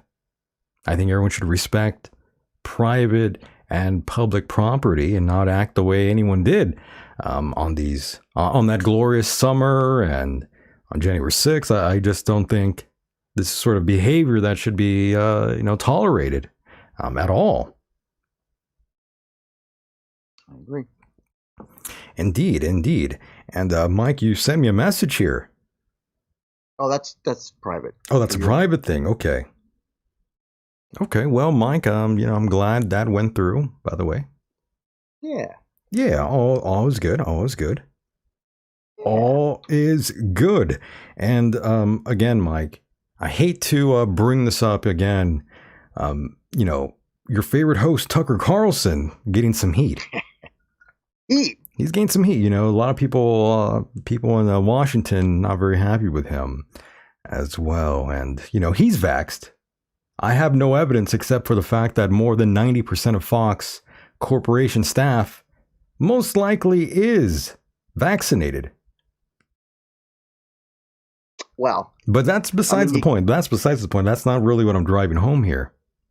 Right. I'm just saying Tucker has really been causing a stir, and I don't really care to cover him much, as I don't really like any news anchor. I don't really give a shit who you work for. If you're a news anchor, I think you're kind of demented. Most news anchors are, Mike. They're all out of their minds. And he used to work for CNN. So did Hannity. That's right. I don't trust them anywhere they go. I don't trust anyone behind that camera, Mike, that reads to you at whatever time. I don't believe any of that shit. But yes, private text messages expressing disdain for former President Trump have been revealed in court filings related to Dominion voting systems. That's $1.6 billion lawsuit against Fox for defamation. And in one text, Carlson wrote, "I hate him passionately. I blew up at Peter Navarro today in frustration. I actually like Peter, but I can't handle much more of this." And that is what came from Tucker Carlson, according to these court documents, Mike. Who does he hate? He hates Donald Trump, he said, basically. He hates him passionately. Now, here's an interesting thing. I just watched today, Donald Trump's speech at CPAC. I don't know if you caught that, but I watched it today. Over an hour's worth of conversation. Well, talking. And he gives a big shout out to Tucker, and the crowd went stupid ballistic. They were absolutely happy. So I don't understand. Well, private opinions are very different than public opinions, Mike. You should know that very well. And if it benefits your career, you're going to go with the flow. And I think that's what a lot of these people are. They just go with, they agree and disagree with what they're being told who to agree with, who to disagree with. And they're basically reading from a teleprompter, as you know, and it's never really from them. It's always from the writer. Everyone knows that. But again, all I'm saying is you shouldn't trust these people. I don't think none of them really believe any of the shit that they're regurgitating to you or me. Well, I mean, not for nothing, but you got to get information from somebody. I mean, if we didn't have any information from any of these news anchormen, women, people, whatever, we wouldn't know anything that's what's going on. I mean, you got to have some sort of a trust to somebody. Sure, but it's not CNN or Fox News, is what I'm telling you. These people don't even believe the shit they're saying. Yeah, but then where would we go for information? Jim Fetzer? Not Fox News, not CNN. I mean, you've got to be a retard to think of Fox News as a credible source. I mean, even in these court documents, I'm telling you, Mike, it's a much more different ballgame in the courtroom than it is in everything else. I mean, that's where the truth really comes out, is in a courtroom, really. You can't make up these text messages. I mean, that's what he said. I'm not disputing it. I'm just confused, and as I don't understand why he would say such a thing. I don't either. But evidently, when Trump mentioned his name, he got a round of applause. That was amazing. I couldn't believe it. Well, just because someone got a round of applause doesn't really mean anything, though. You could say, I love hookers and blow, and people are going to clap anyways. They're going to say, yeah, me too. I love hookers and blow. I think you're misunderstanding my point. No, I understand your point. I get your point. But again, you have to realize that a lot of these people make money for saying these sort of things, Mike, not actually agreeing and believing these things. Right, but what I'm saying with the people cheering for Tucker, again, you gotta have somebody. You gotta look towards somebody, whether they're right or wrong. We may never know. I mean, look at all the people who watch CNN and MSNBC and were given so much disinformation about everything that was been going on with the president now and the president of 2016 to 2020. There you have Mike. I think the problem is that you believe everything that you're seeing that comes out of Fox News. No, that's not true at all. No, that's not true. I have one source that I listen to from Fox News. That's it. I'm at the point where I no longer trust everything that I hear unless I see some sort of evidence that gives me that proof. And even then, you don't even know that time too. I mean, we could go back and look at the time when the China virus was raging and we knew nothing about it, and you and I were both scared. We were both scared, and we had people that we were interviewing trying to give us some light on the subject. Nobody really knew, but we had to believe something from somebody. Yes, we were. Absolutely. Absolutely. That was a rather ridiculous time. Can I ask you a question? Go ahead. Can you take Nicolas Cage off here and put the pretty girl back on? Nicolas Cage has been long gone. You must be, you might need to refresh your page, Mike. I think that's really what you should do. Okay. Yeah, that's been long gone for a while now. I don't know why it was hanging on there. All right, I refreshed it. You were stuck there. Yeah, I don't know why it stayed. I was like, damn, that's a long delay. I just want to see the pretty girl's face instead of Nicolas Cage, that's all. Well, Nicolas Cage has been long gone. It's just a background of our names right now, Mike. Yeah, I know. It wasn't gone on my computer. I refreshed it. He's gone now. There you go. I don't disagree with you, though, Mike. About getting news. But this is more of like mainstream news, MSNBC, CNN, Fox News. This is more of like opinion than it is news. That's what I consider Fox is more opinionated.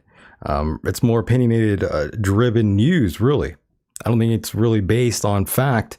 And in most court filings that I've read, a lot of them don't even believe Fox needs to be credible at all. It's there. I mean, people say like, holy shit, this is all nonsense.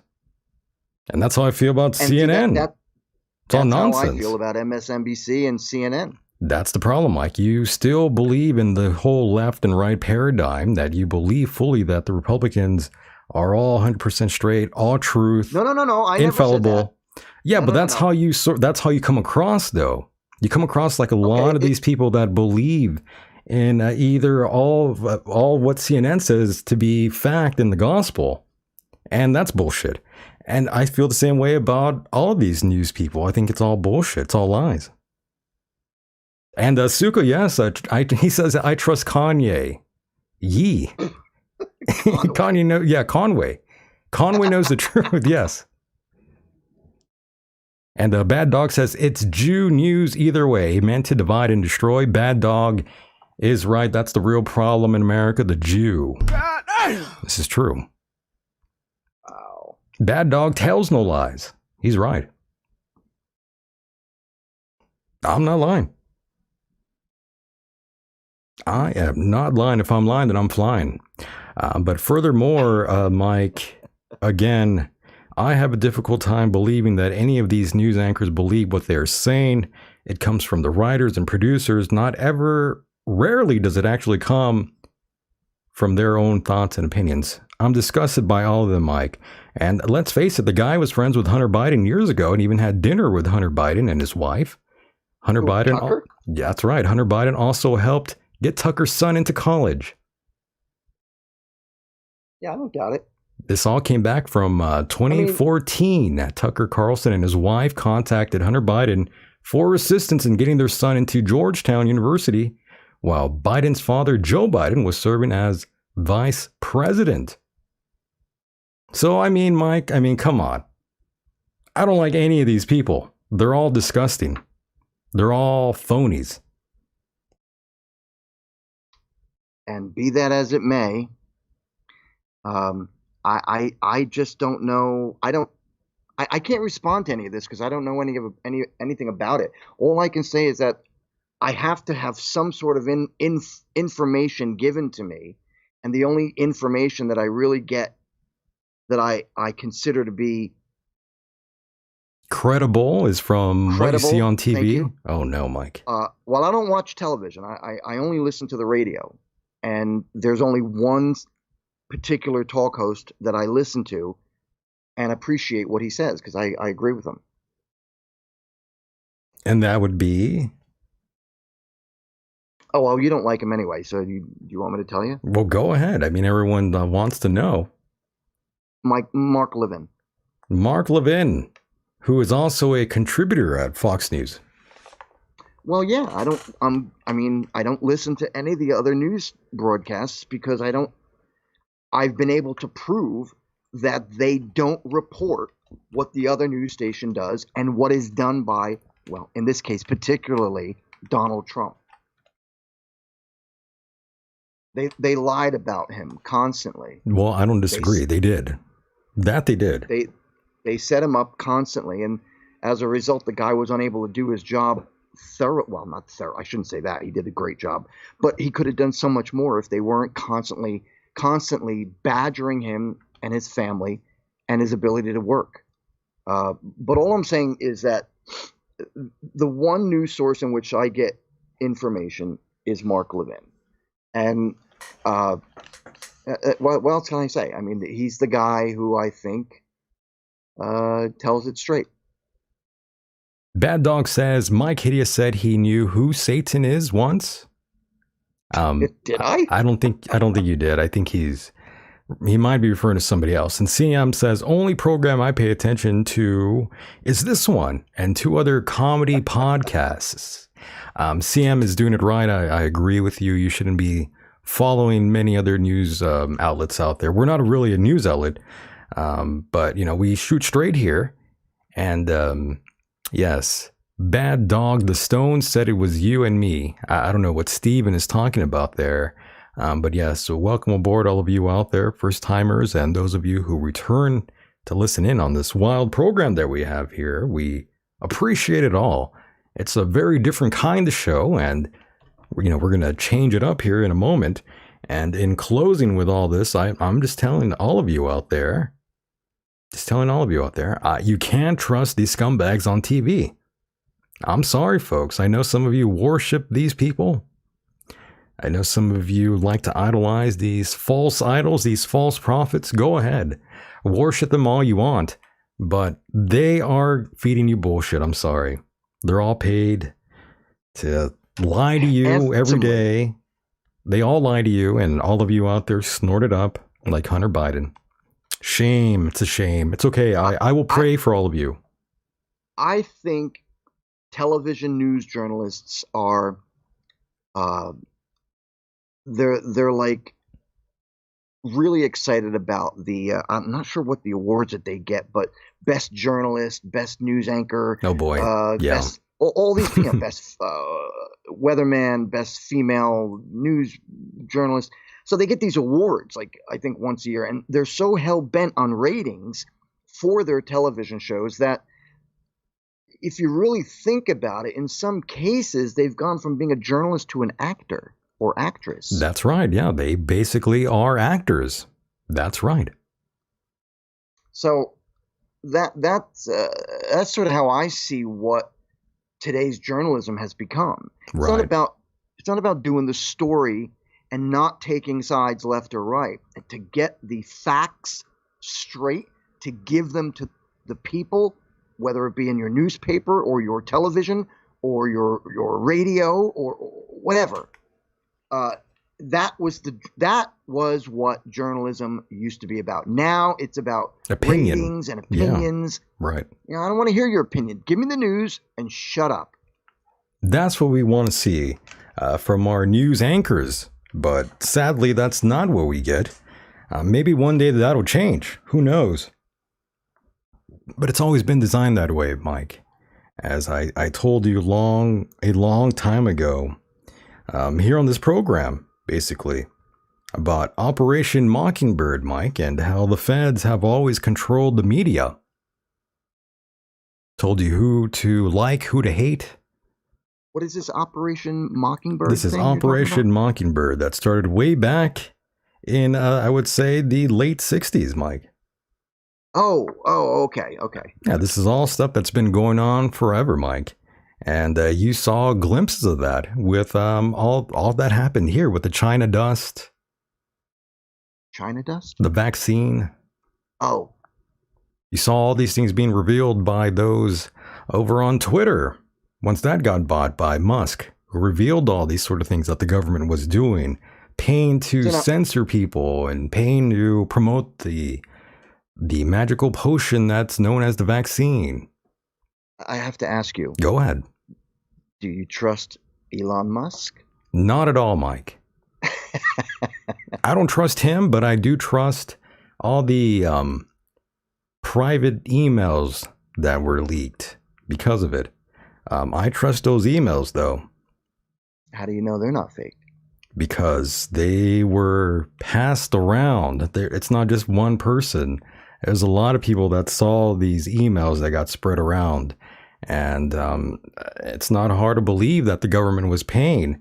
And it's all out there. It's not just one news outlet that was putting this out. It was World News, that all these companies were raking in the money, Big Pharma raking in the money from all these networks that pushed the jab, Mike, for Pfizer, Moderna, Johnson & Johnson. Gonna go snort some Pfizer in a minute here. But you get my point, Mike. I do. None of this is new, Mike. The government has always controlled the news, sadly.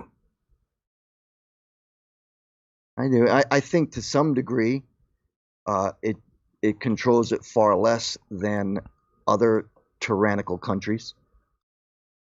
Iran, Iraq, China, Russia.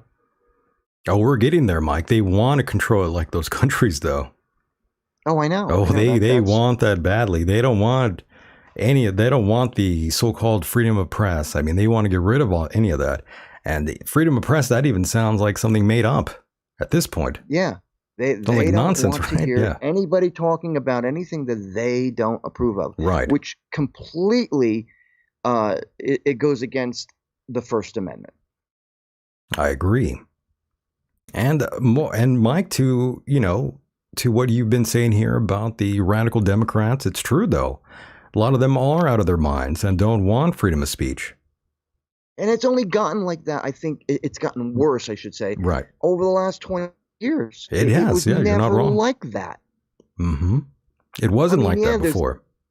There were always scoundrels in politics, but I was a Democrat. I've said it 100 times on this show. I was a Democrat for 30 some years, politically correct, liberal Democrat, and I never would have ever done the things that were done in 2020 with the protests and the constant pointing the finger and saying, "Oh, all white people are racist, and let's break these windows, and we're going to change everything so that you appreciate the sensitivity of transgender and woke people." And this, it was never like that. It's out of control. It's out of control. You're right. It is out of control.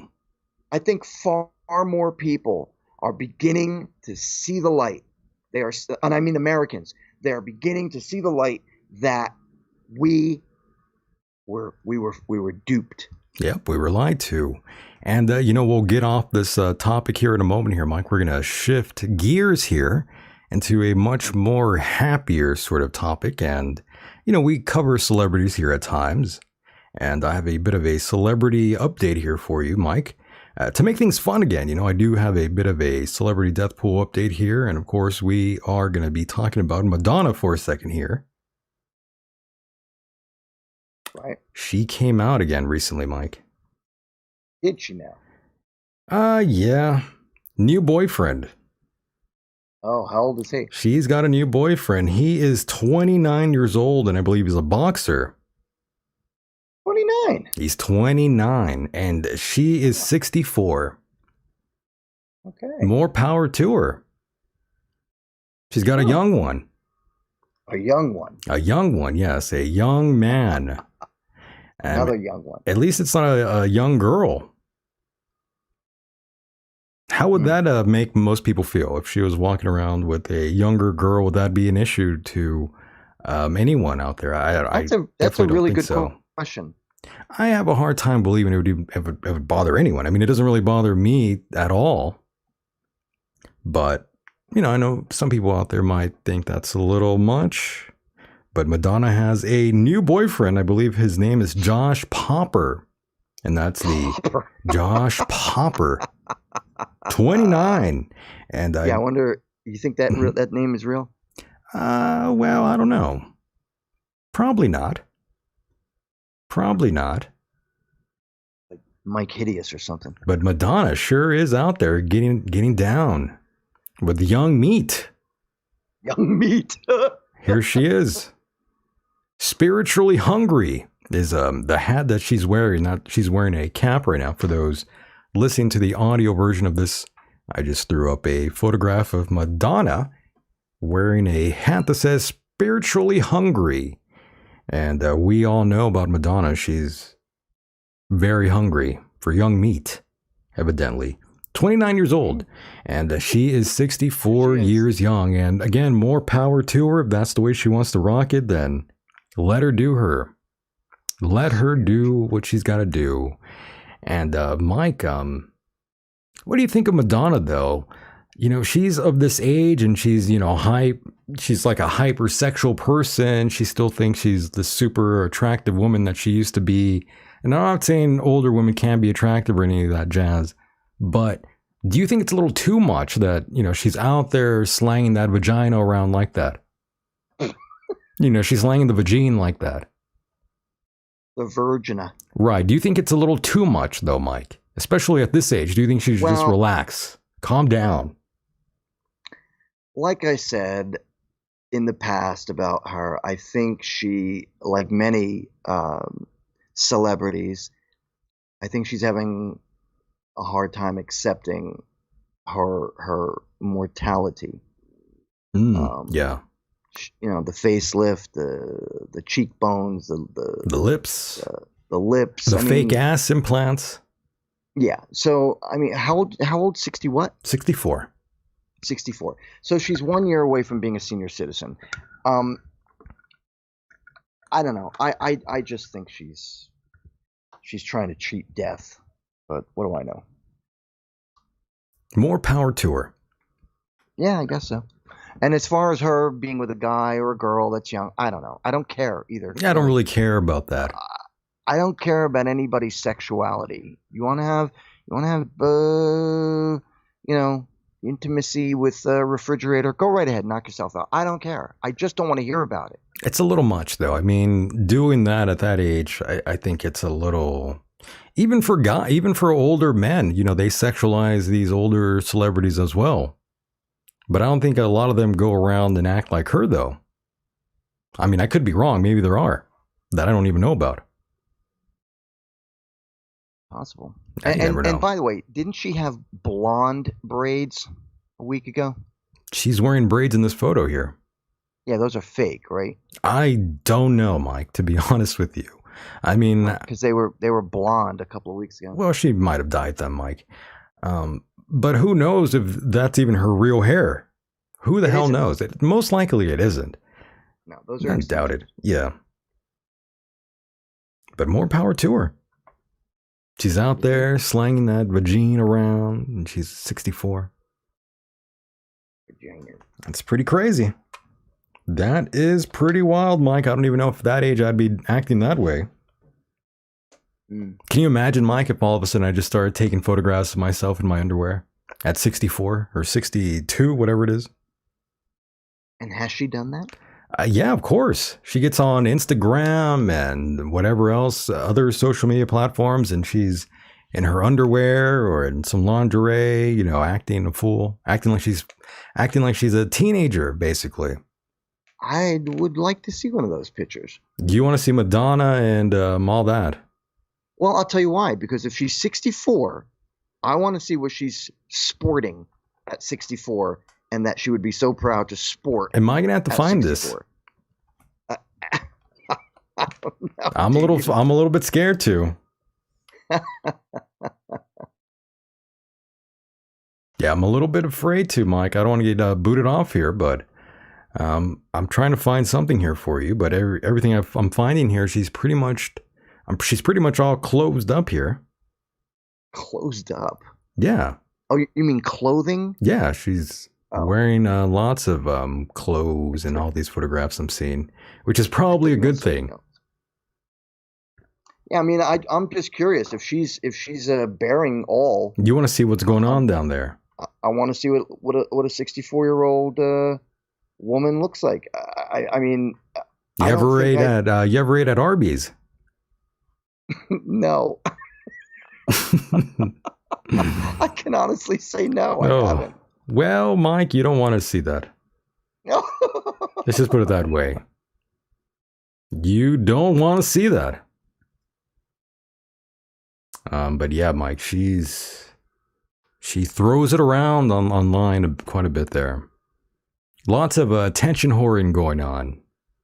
That's the thing. I think, oh my goodness, I could go on and on about this subject, but the fact is there are so many female celebrities, and even the whole Instagram, TikTok, all these women who take pictures of themselves nude or topless or doing some act of debauchery.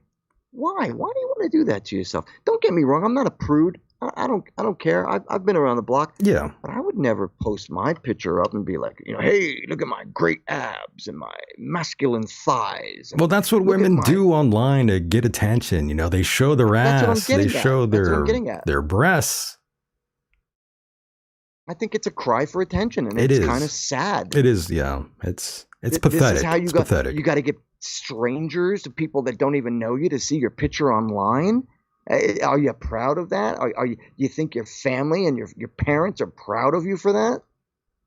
And that goes for guys too. Yeah, I've seen guys. Yeah, I've seen guys do that. I've seen guys. I've seen girls act that way. It's scary. I've become so negative against the internet, and people laugh at me. They're like, "Oh, Mike, you're living in the past." I may be living in the past. Yikes. I may be living in the past. Yikes.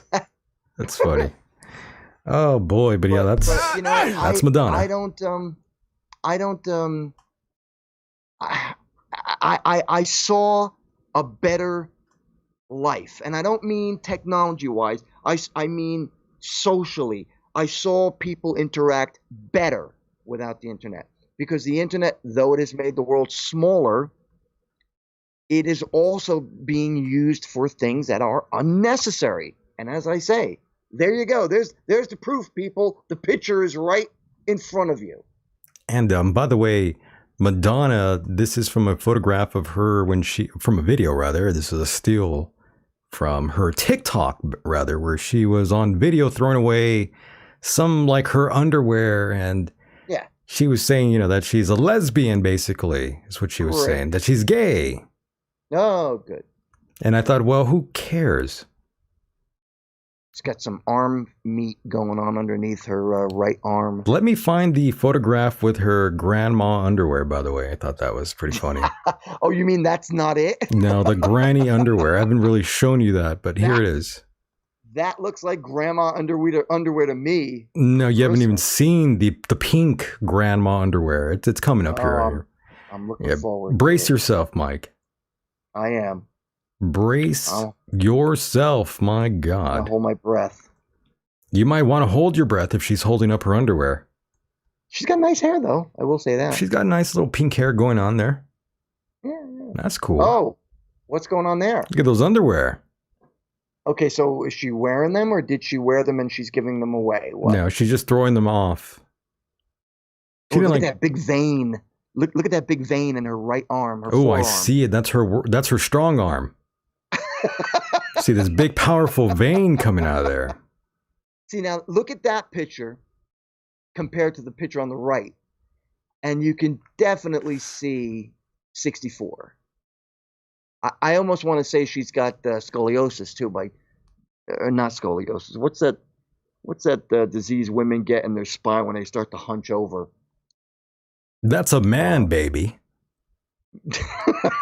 That's all I'm seeing here. Man, baby. I want to check her Adam's apple. Well, that looks like a guy. I got nothing against Madonna. I don't either, though. I'm just like that. Well, we're just having fun here. I do like that song that she does with Orb. Anyway, all I'm saying is that I think she's in a little bit of a denial. She's in a lot of denial. Yeah, you're 64. You've had a really good life. You have all kinds of money. You don't need to act like this anymore. Yeah, why she's living in an apartment in New York with all the money she's got is beyond me. But okay, whatever. Is that what she's doing? It's from what I understand, she lives in this like big penthouse type place in New York, doesn't she? I didn't even know that. I'm just assuming. She probably does, though. I don't know for sure. I know Bowie did. Bowie had several places all over the place, but his main house was in New York, or his main apartment, penthouse, whatever you want to call it, was in New York. Then again, he was one of the top wealthiest paid musicians of all time. And we also have a update here from our friend Bam Margera, another celebrity that Mike doesn't give a shit about, but neither do I. He was recently arrested on suspicion of domestic violence after allegedly kicking a woman. So Mike, I had added him to the celebrity death pool list. I thought the year 2023 would not be a good one. And sure enough, I was right. The guy is slowly falling apart yet again. He's someone who's been in and out of a rehab, Mike. And this time, 43-year-old Bam Margera was allegedly kicked out. Not kicked out. He was actually kicking a woman, I should say. He wasn't kicked out of anything. He was kicking a bitch, Mike. Kicked in. He was kicked in. Yeah, I guess he was kicking the girlfriend or someone. Or her, actually it says the husband. Yes, the husband. I should have known, yeah. So he was kicking the wife, rather. And where was this? I remember this guy. Escondido. I remember this guy. You had him up, his picture up a while back and telling me about how he was beating this girl, or he's got a record. Like a porno or something with her. I don't know if he did a porno with her. He might have, though. But this is from the estranged wife Oh, wait, never mind. This is a TMZ here. Now I pull it up. The woman is not Bam Margera's estranged wife, Nikki Boyd. This is not the wife that he filed for separation with. So this is another woman that he was with, and I guess he kicked her, Mike, whoever this woman was. Probably deserved it. You never know. She might have. I'm kidding.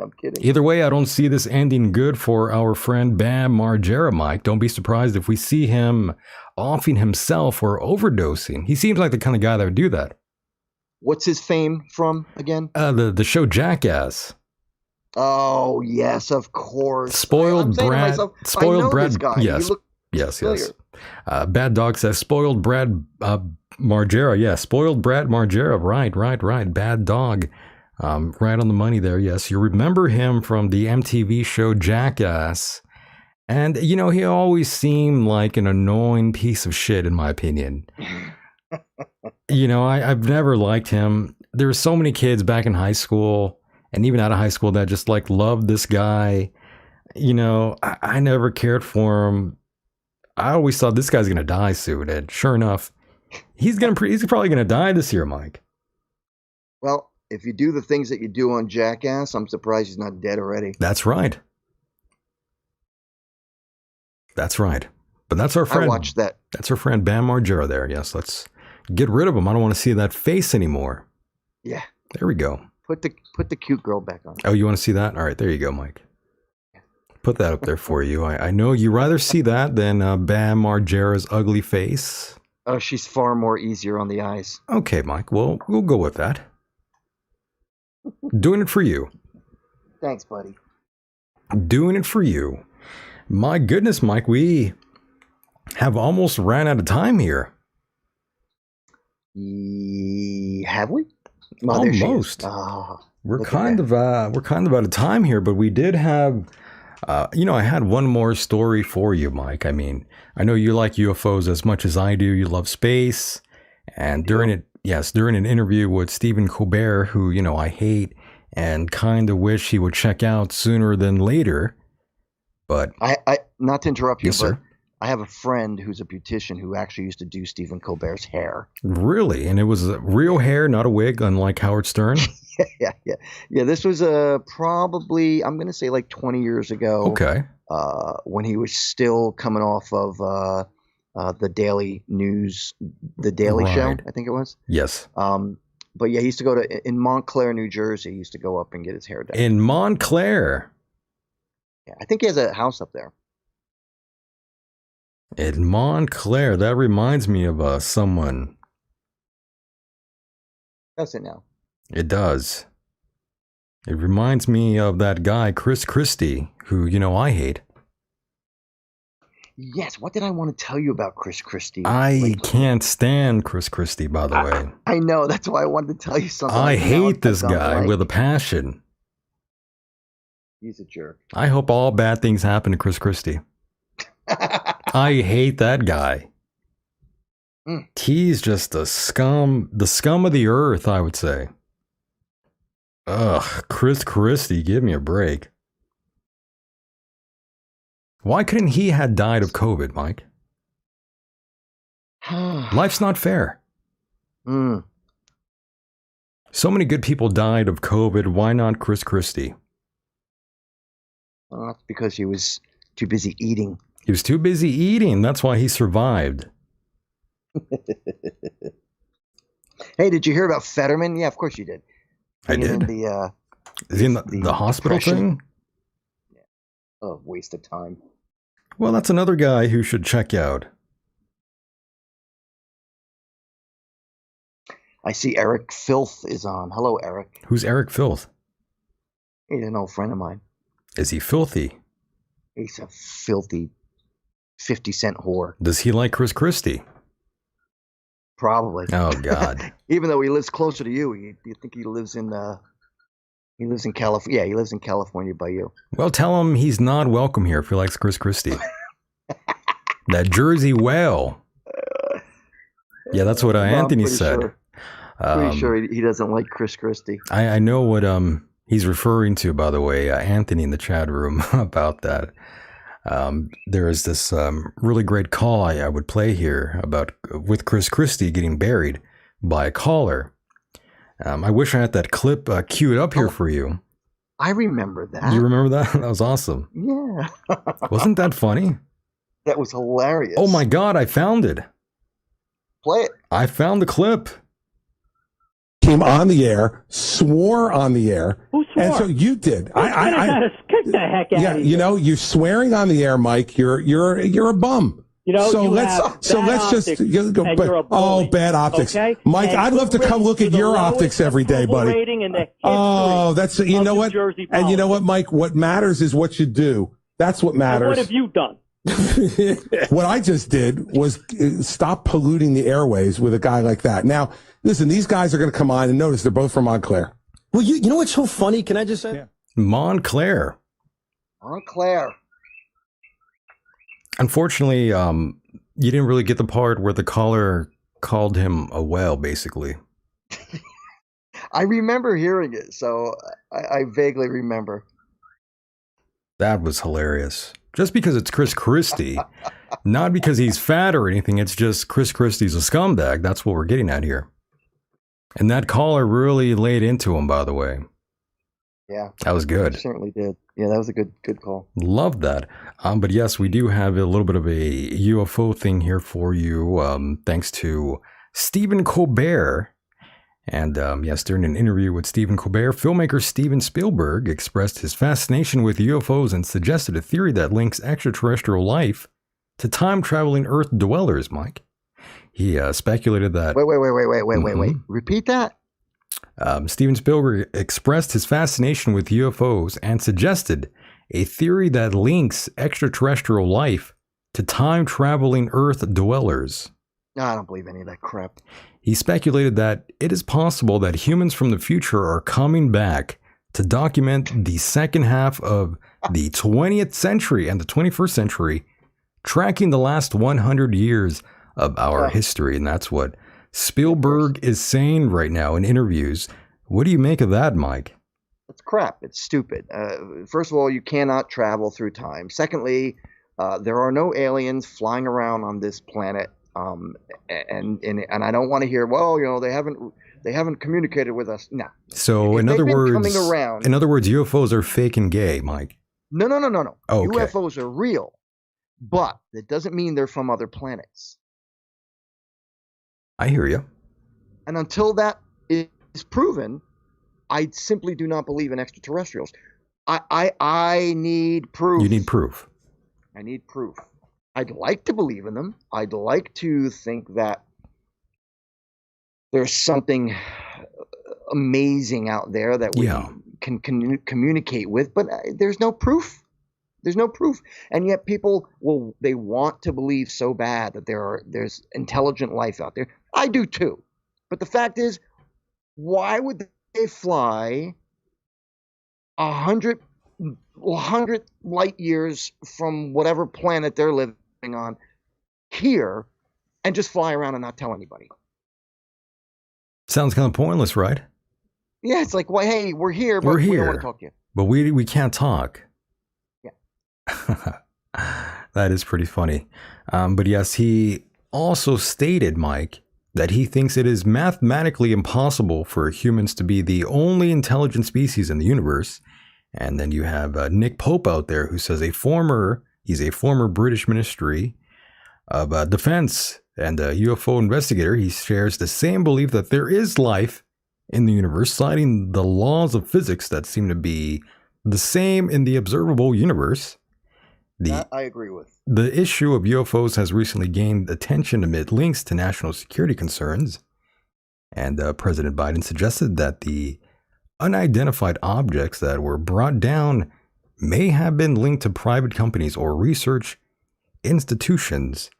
And defense officials are currently assessing the situation, and that's what is going on in terms of UFOs right now, Mike.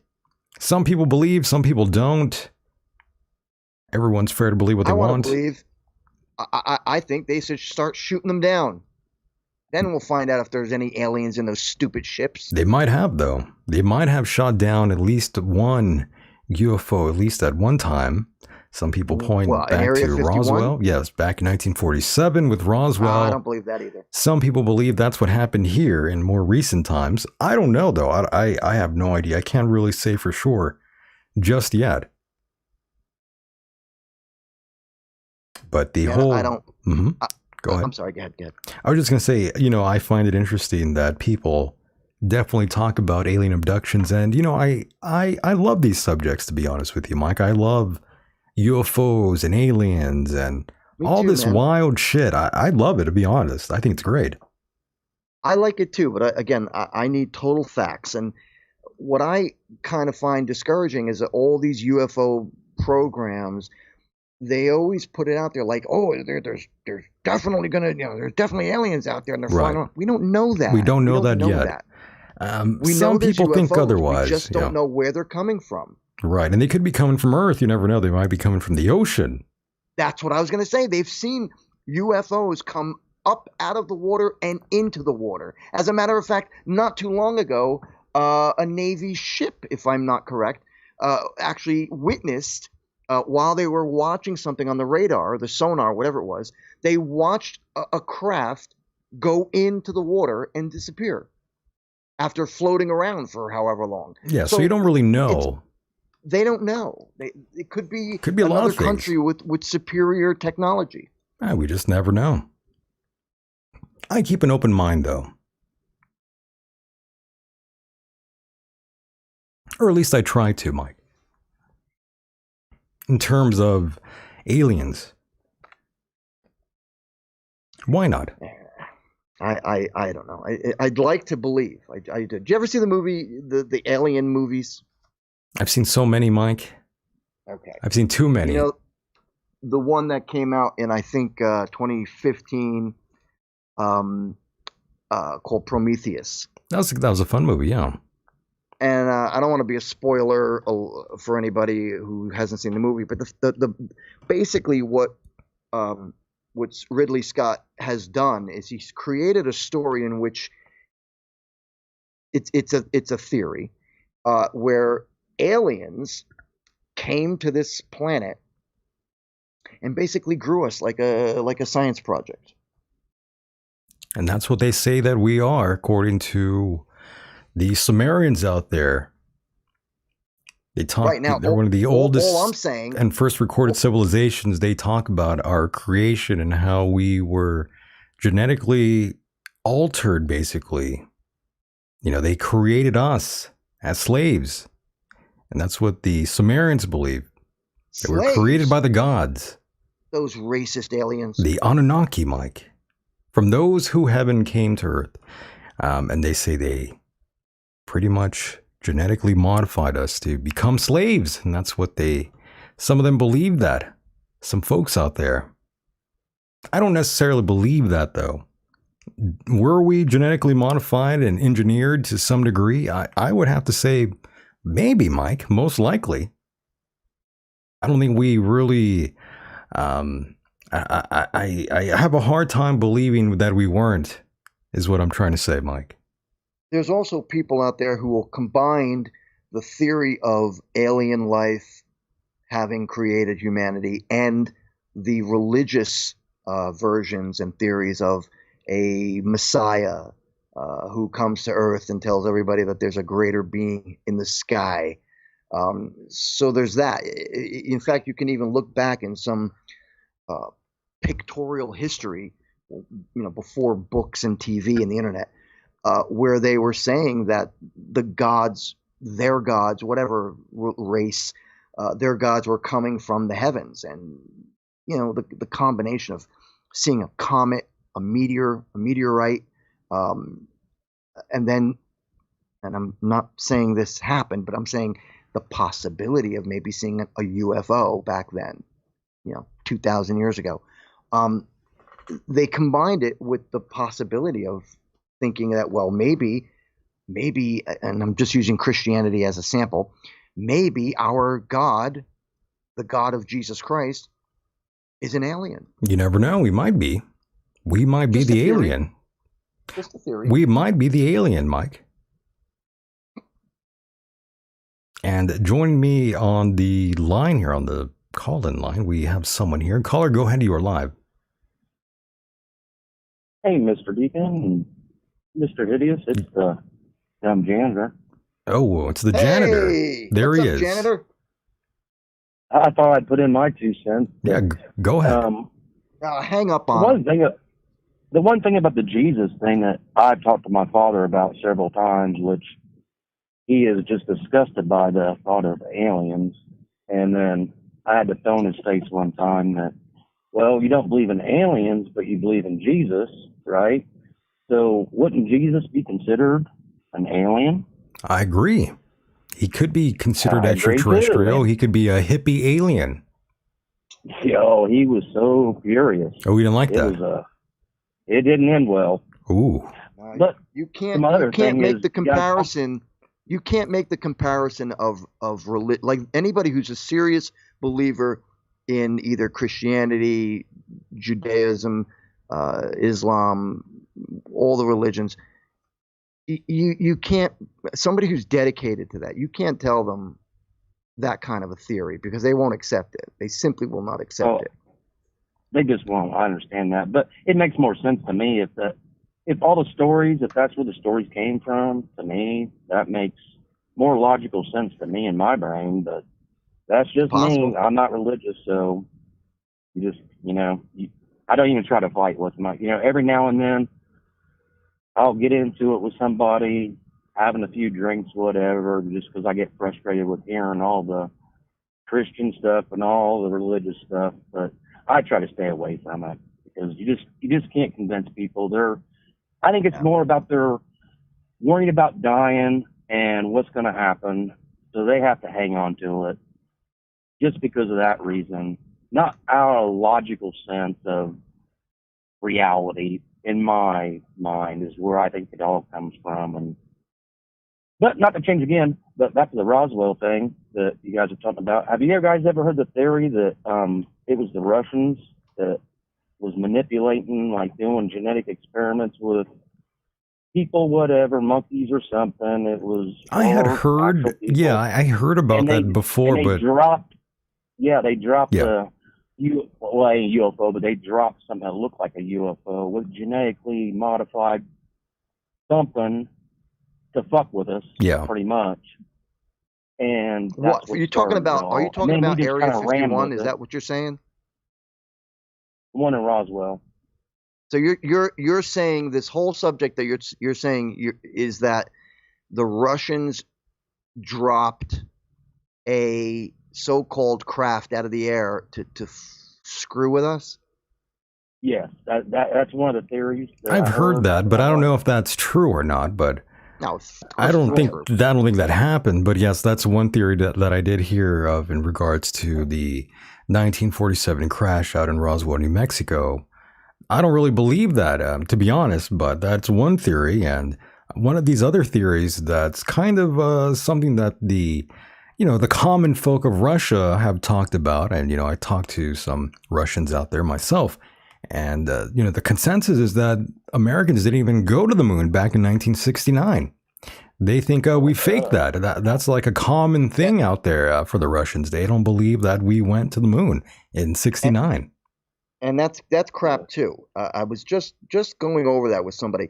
Do you know the reason why you don't see any stars in any of the pictures of the men on the moon? Do you know why that is? I have the answer for you. Well, because the moon reflection would be a possibility of being so bright with the pictures. That would be my common thought, but. Right, you're on the right trail here. Basically, what happens is what happens is when you first of all you've got no atmosphere, so all the sunlight which is hitting the moon and the white suits of the astronauts, you have to adjust the camera, the f-stop of the camera, can you believe this? I'm a photographer and I just went blank.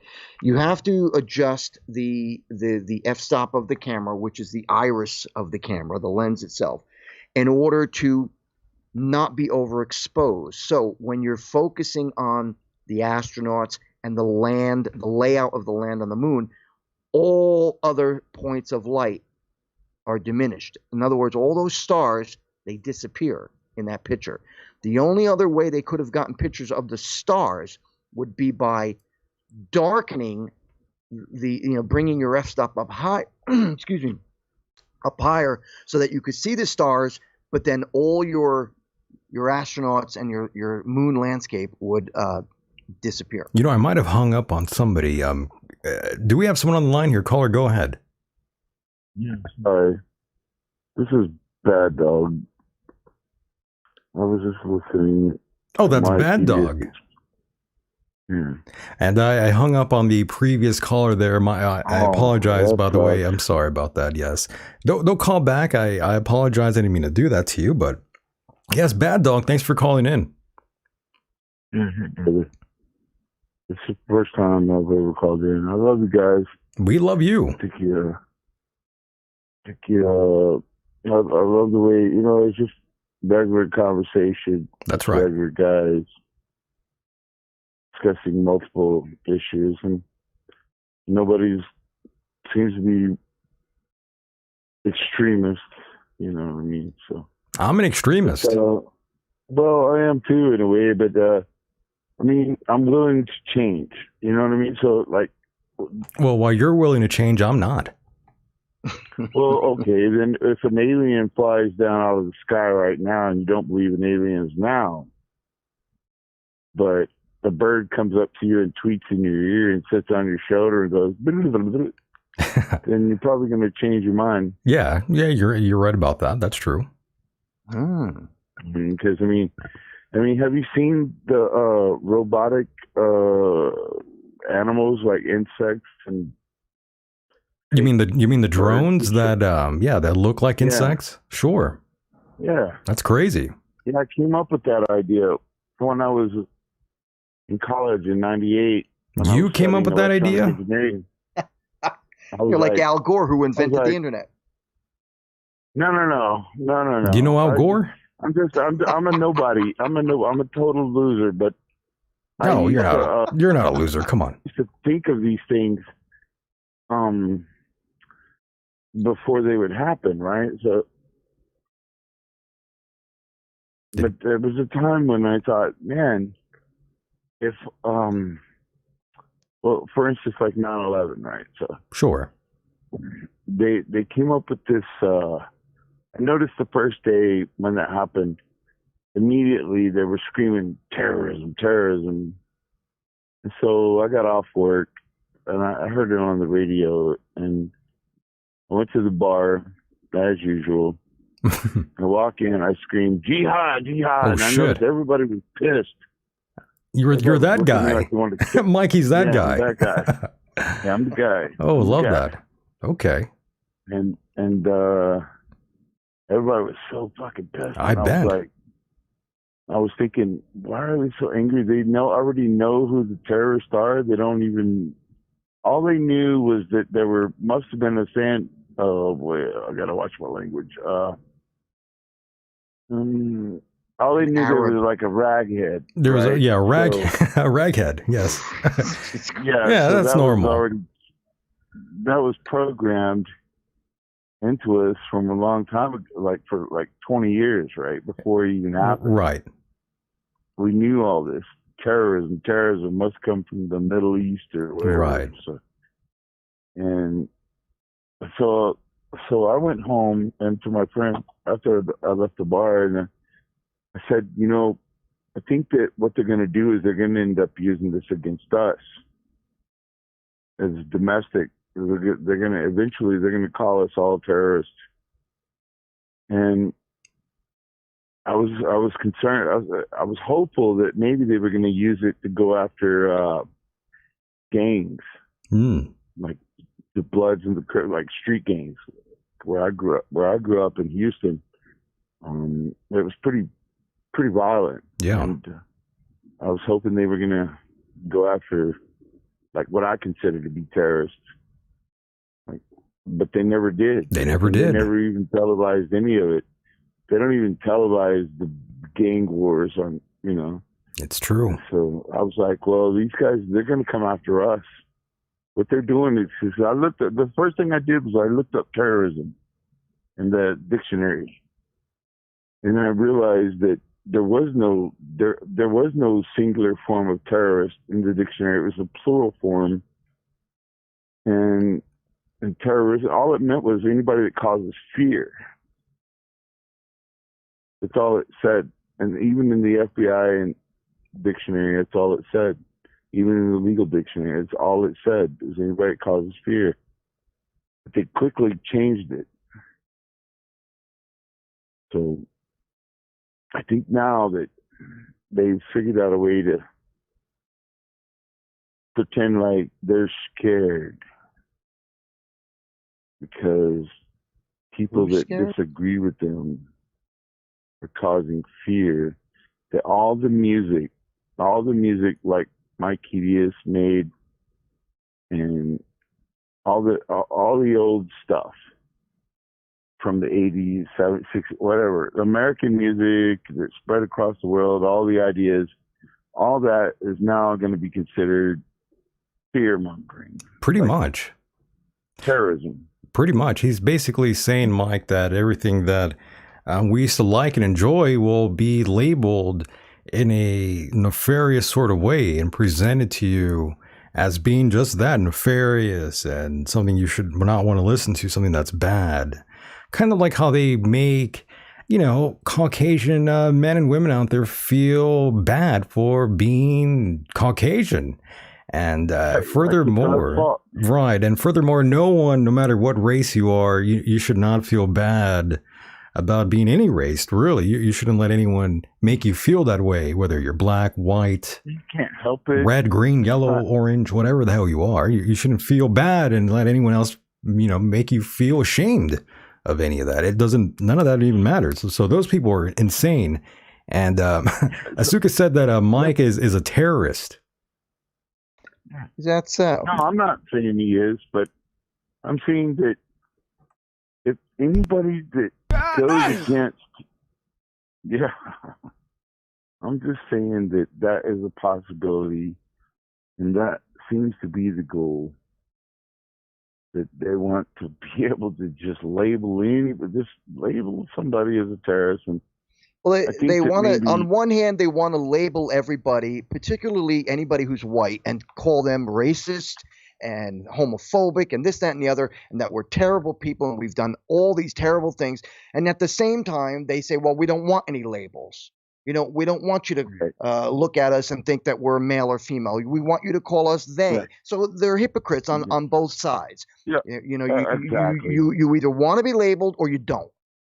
Years ago, it was let's see the world without any color. So that you didn't have racism against blacks, Latinos, Chinese, whatever. But the fact is now that they're talking about how it's so important to see color. It's so important to recognize whether you're black, white, yellow, Chinese, blue, whatever. Chinese. The tolerant intolerance.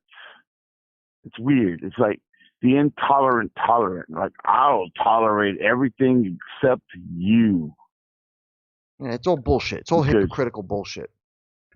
Remember that Eminem, he come up with that song. He's like, I am whatever you say I am. And then you had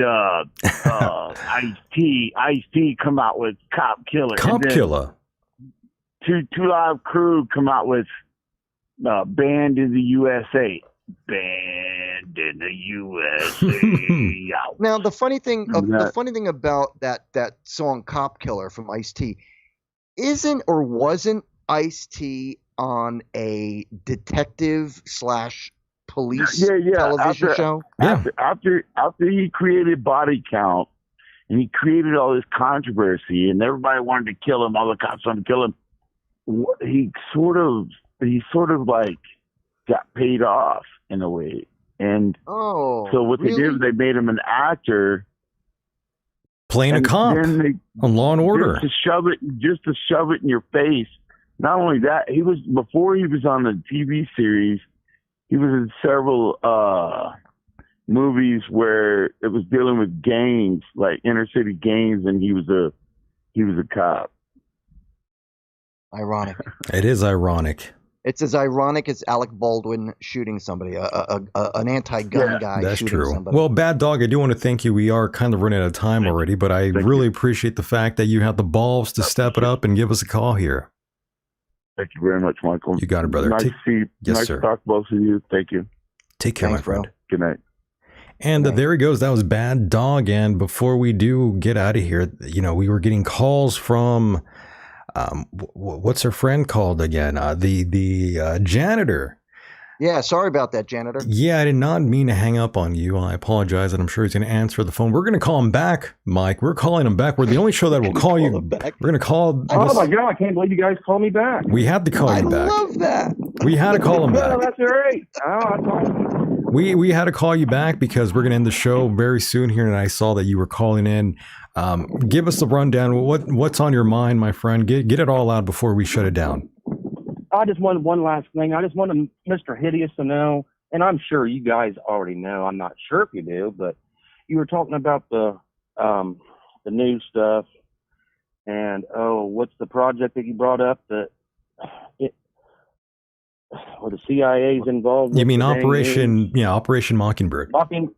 Okay, well that was shut down after whatever year they found out that was going on. But you guys do realize that Obama signed a new bill or whatever he did when he was in office to open up the media again for use propaganda against us. Well, here's the thing. These projects never ended, though. They only tell you that they end, but they evolve into other projects. Well, yes, I agree with that. But I wanted Mr. Hideous because he seems so convinced with the news, which just disgusts me, that it's been actually legalized to propagandize us on the news by our own government. This is it's true. Legal now. Right. That's on record. He can look it up. So that was my point. I just want to throw that one in there. So what did you want to tell me, Mr. Janitor? That Obama opened up the news to propaganda for the United States. It used to be illegal. It was shut down after. And when Bush was in office, they did the Patriot Act. So I mean, it's no matter what you do, we can't get above the government or the law because they're always going to be above us. They're always going to be 10 steps ahead of us. But sure. I did not know about the Obama thing, but to tell you the truth, the honest truth, there's not one thing Obama did that I approve of, appreciate, or respect. I think he was a POS. And I didn't like him. And he is the reason I became an independent instead of a Democrat.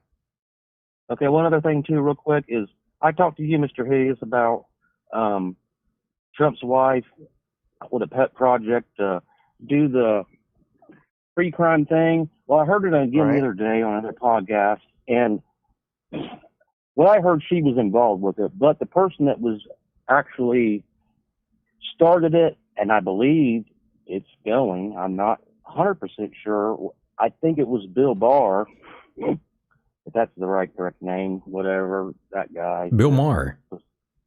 No, Bill Barr, the news guy. Investigating attorney guy, whatever. Yeah, I was just saying Bill Maher. He was making a joke. Yes. It is a real thing. If you search long enough down the list, when you do a search, I did Google. No, I did DuckDuckGo. That's how I found it again. So if you search far enough, you put in thought crime or something like that, and you go down the page far enough, you will find credible evidence that during Trump's presidency, he started a program, or they tried to, I believe they did, and I believe it's still going on, of like a thought crime program, which is using the internet to trace people, their activity on their social media, on, whatever they're doing online, to try to pick out people that could be possibly doing something in the future as a crime. And then the other thing that Trump did do, if you wasn't aware, Mr. Hideous, is he spoke of on guns that he's fine with take the guns first, and then go to court to try to get your guns back. Yeah, I don't know. Just throwing that out there. I don't know any of this stuff. Well, it's true, and yeah, but how is it true? Is it true because you say it's true, or is it true because this information has been put out there? Seriously, I'm not trying. Hang on. All I'm trying to say is I respect your opinion on what the information that you're trying to give us here, but where is it? Like I said, go on DuckDuckGo, put in thought crime bill or something, thought crime order. Just put in thought crime, Trump, and thought crime on DuckDuckGo. You might have to go down like 3 or 4 who pages. Who are the people who gave out this information? Did you research any of this given information, or are these people who just hate Trump?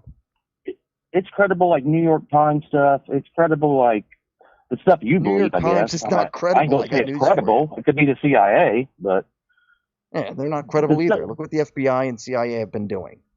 The DOJ. Well, the news organizations that you seem to trust, it's printed there in that. And I'm just trying to let you know. I'm not trying to convince you completely. I appreciate that. I need to see this stuff, and I need to know that it's credible and where it came from. I'm a very I'm the kind of guy who needs like facts and proof. That's well, me. I mean, it's come out on a lot of websites and a lot of different news organizations stemming from the left and the right. Doesn't really matter what your political views are. Lots of news stories were carrying this. I do remember what you're talking about now. It took me a while to remember, but this was back in, I think it was back in 2020. And William Barr, by the way, looks a lot like Fred Flintstone. They have a really uncanny resemblance for one another. It's pretty bizarre. But furthermore, yes, the U.S. Senate Republicans on Tuesday, this is from 2020, reacted skeptically to the Trump administration's request to continue a controversial but inactive domestic surveillance program that collects data on U.S. phone calls and text messages. Yeah, it was supposed to fight like the drug stuff and supposed to fight the human trafficking thing, which sounds good for the people on the right. Excuse me, but if I may say, the interesting thing about this is that, all right, so even if that was something that was on the table, never happened. And furthermore, TikTok is already doing that. Instagram is already doing that. Oh, yeah. Facebook, Twitter. They've all been doing it. They all do it. Yeah. So well, go ahead. Well, my problem, I'm sorry. Go ahead. No. Go on. It's cool. Yeah, we already took a little too long here. We got to get going. Thanks for the call, by the way. We love you. Right, thank you so much. We got to go. All right. Thank you. And yes, I apologize to that gentleman here, but we got to get out of here. Mike, it's been an awesome time yet again with you. And as we wrap it up, tonight's epic adventure, I just wanted to give a shout out to all of you awesome folks who've been rocking with us, whether you're tuning in from the heart of America or far from off islands beyond Earth. We're beyond grateful for your presence, and we don't want this sort of party to end just now. But if you want bonus material, please go to patreon.com/Michael Decon. And yes, /Michael Decon, patreon.com/Michael Decon. And my God, check us out over at rumble.com. And Mike, go ahead and say goodnight, everybody. Plug away, by the way. Thank you, buddy. As always, thank you, Michael. Great show. Thank you, everyone, for listening. Thank you, everyone, for listening to the podcast, if you're listening to it now. If you're interested in my book, King of an Empire, The Shoes of a Misfit, you can reach it at, you can purchase it at my website, MikeHideous.com. And if you're interested in contacting me on social media, it's Facebook.com/hideous Mike. And if you don't know already, I spell my name with a Y, M-Y-K-E. Thank you, everyone, for listening. I had a great time tonight. You got it. Mahalo, Mike. Take care.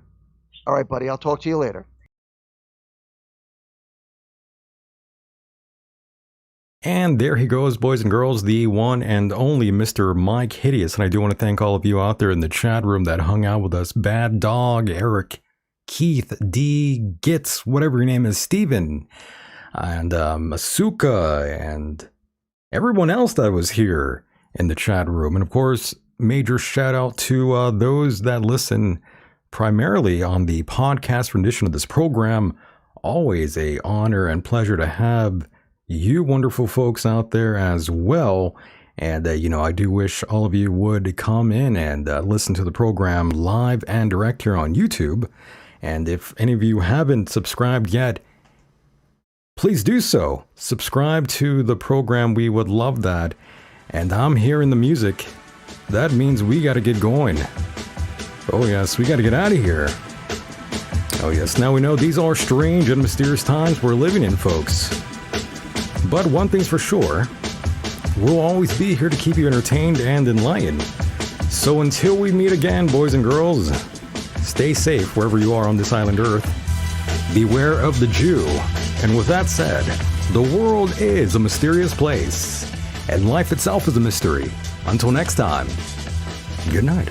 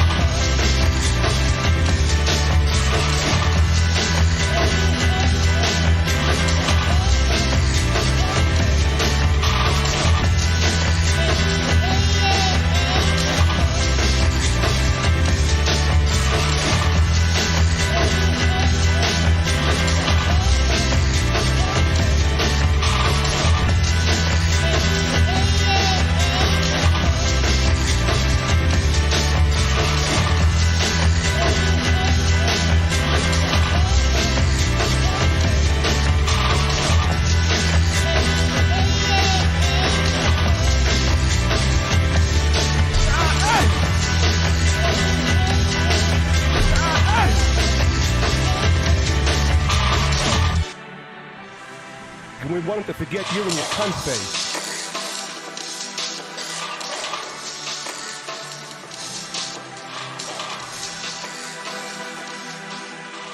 And we want them to forget you and your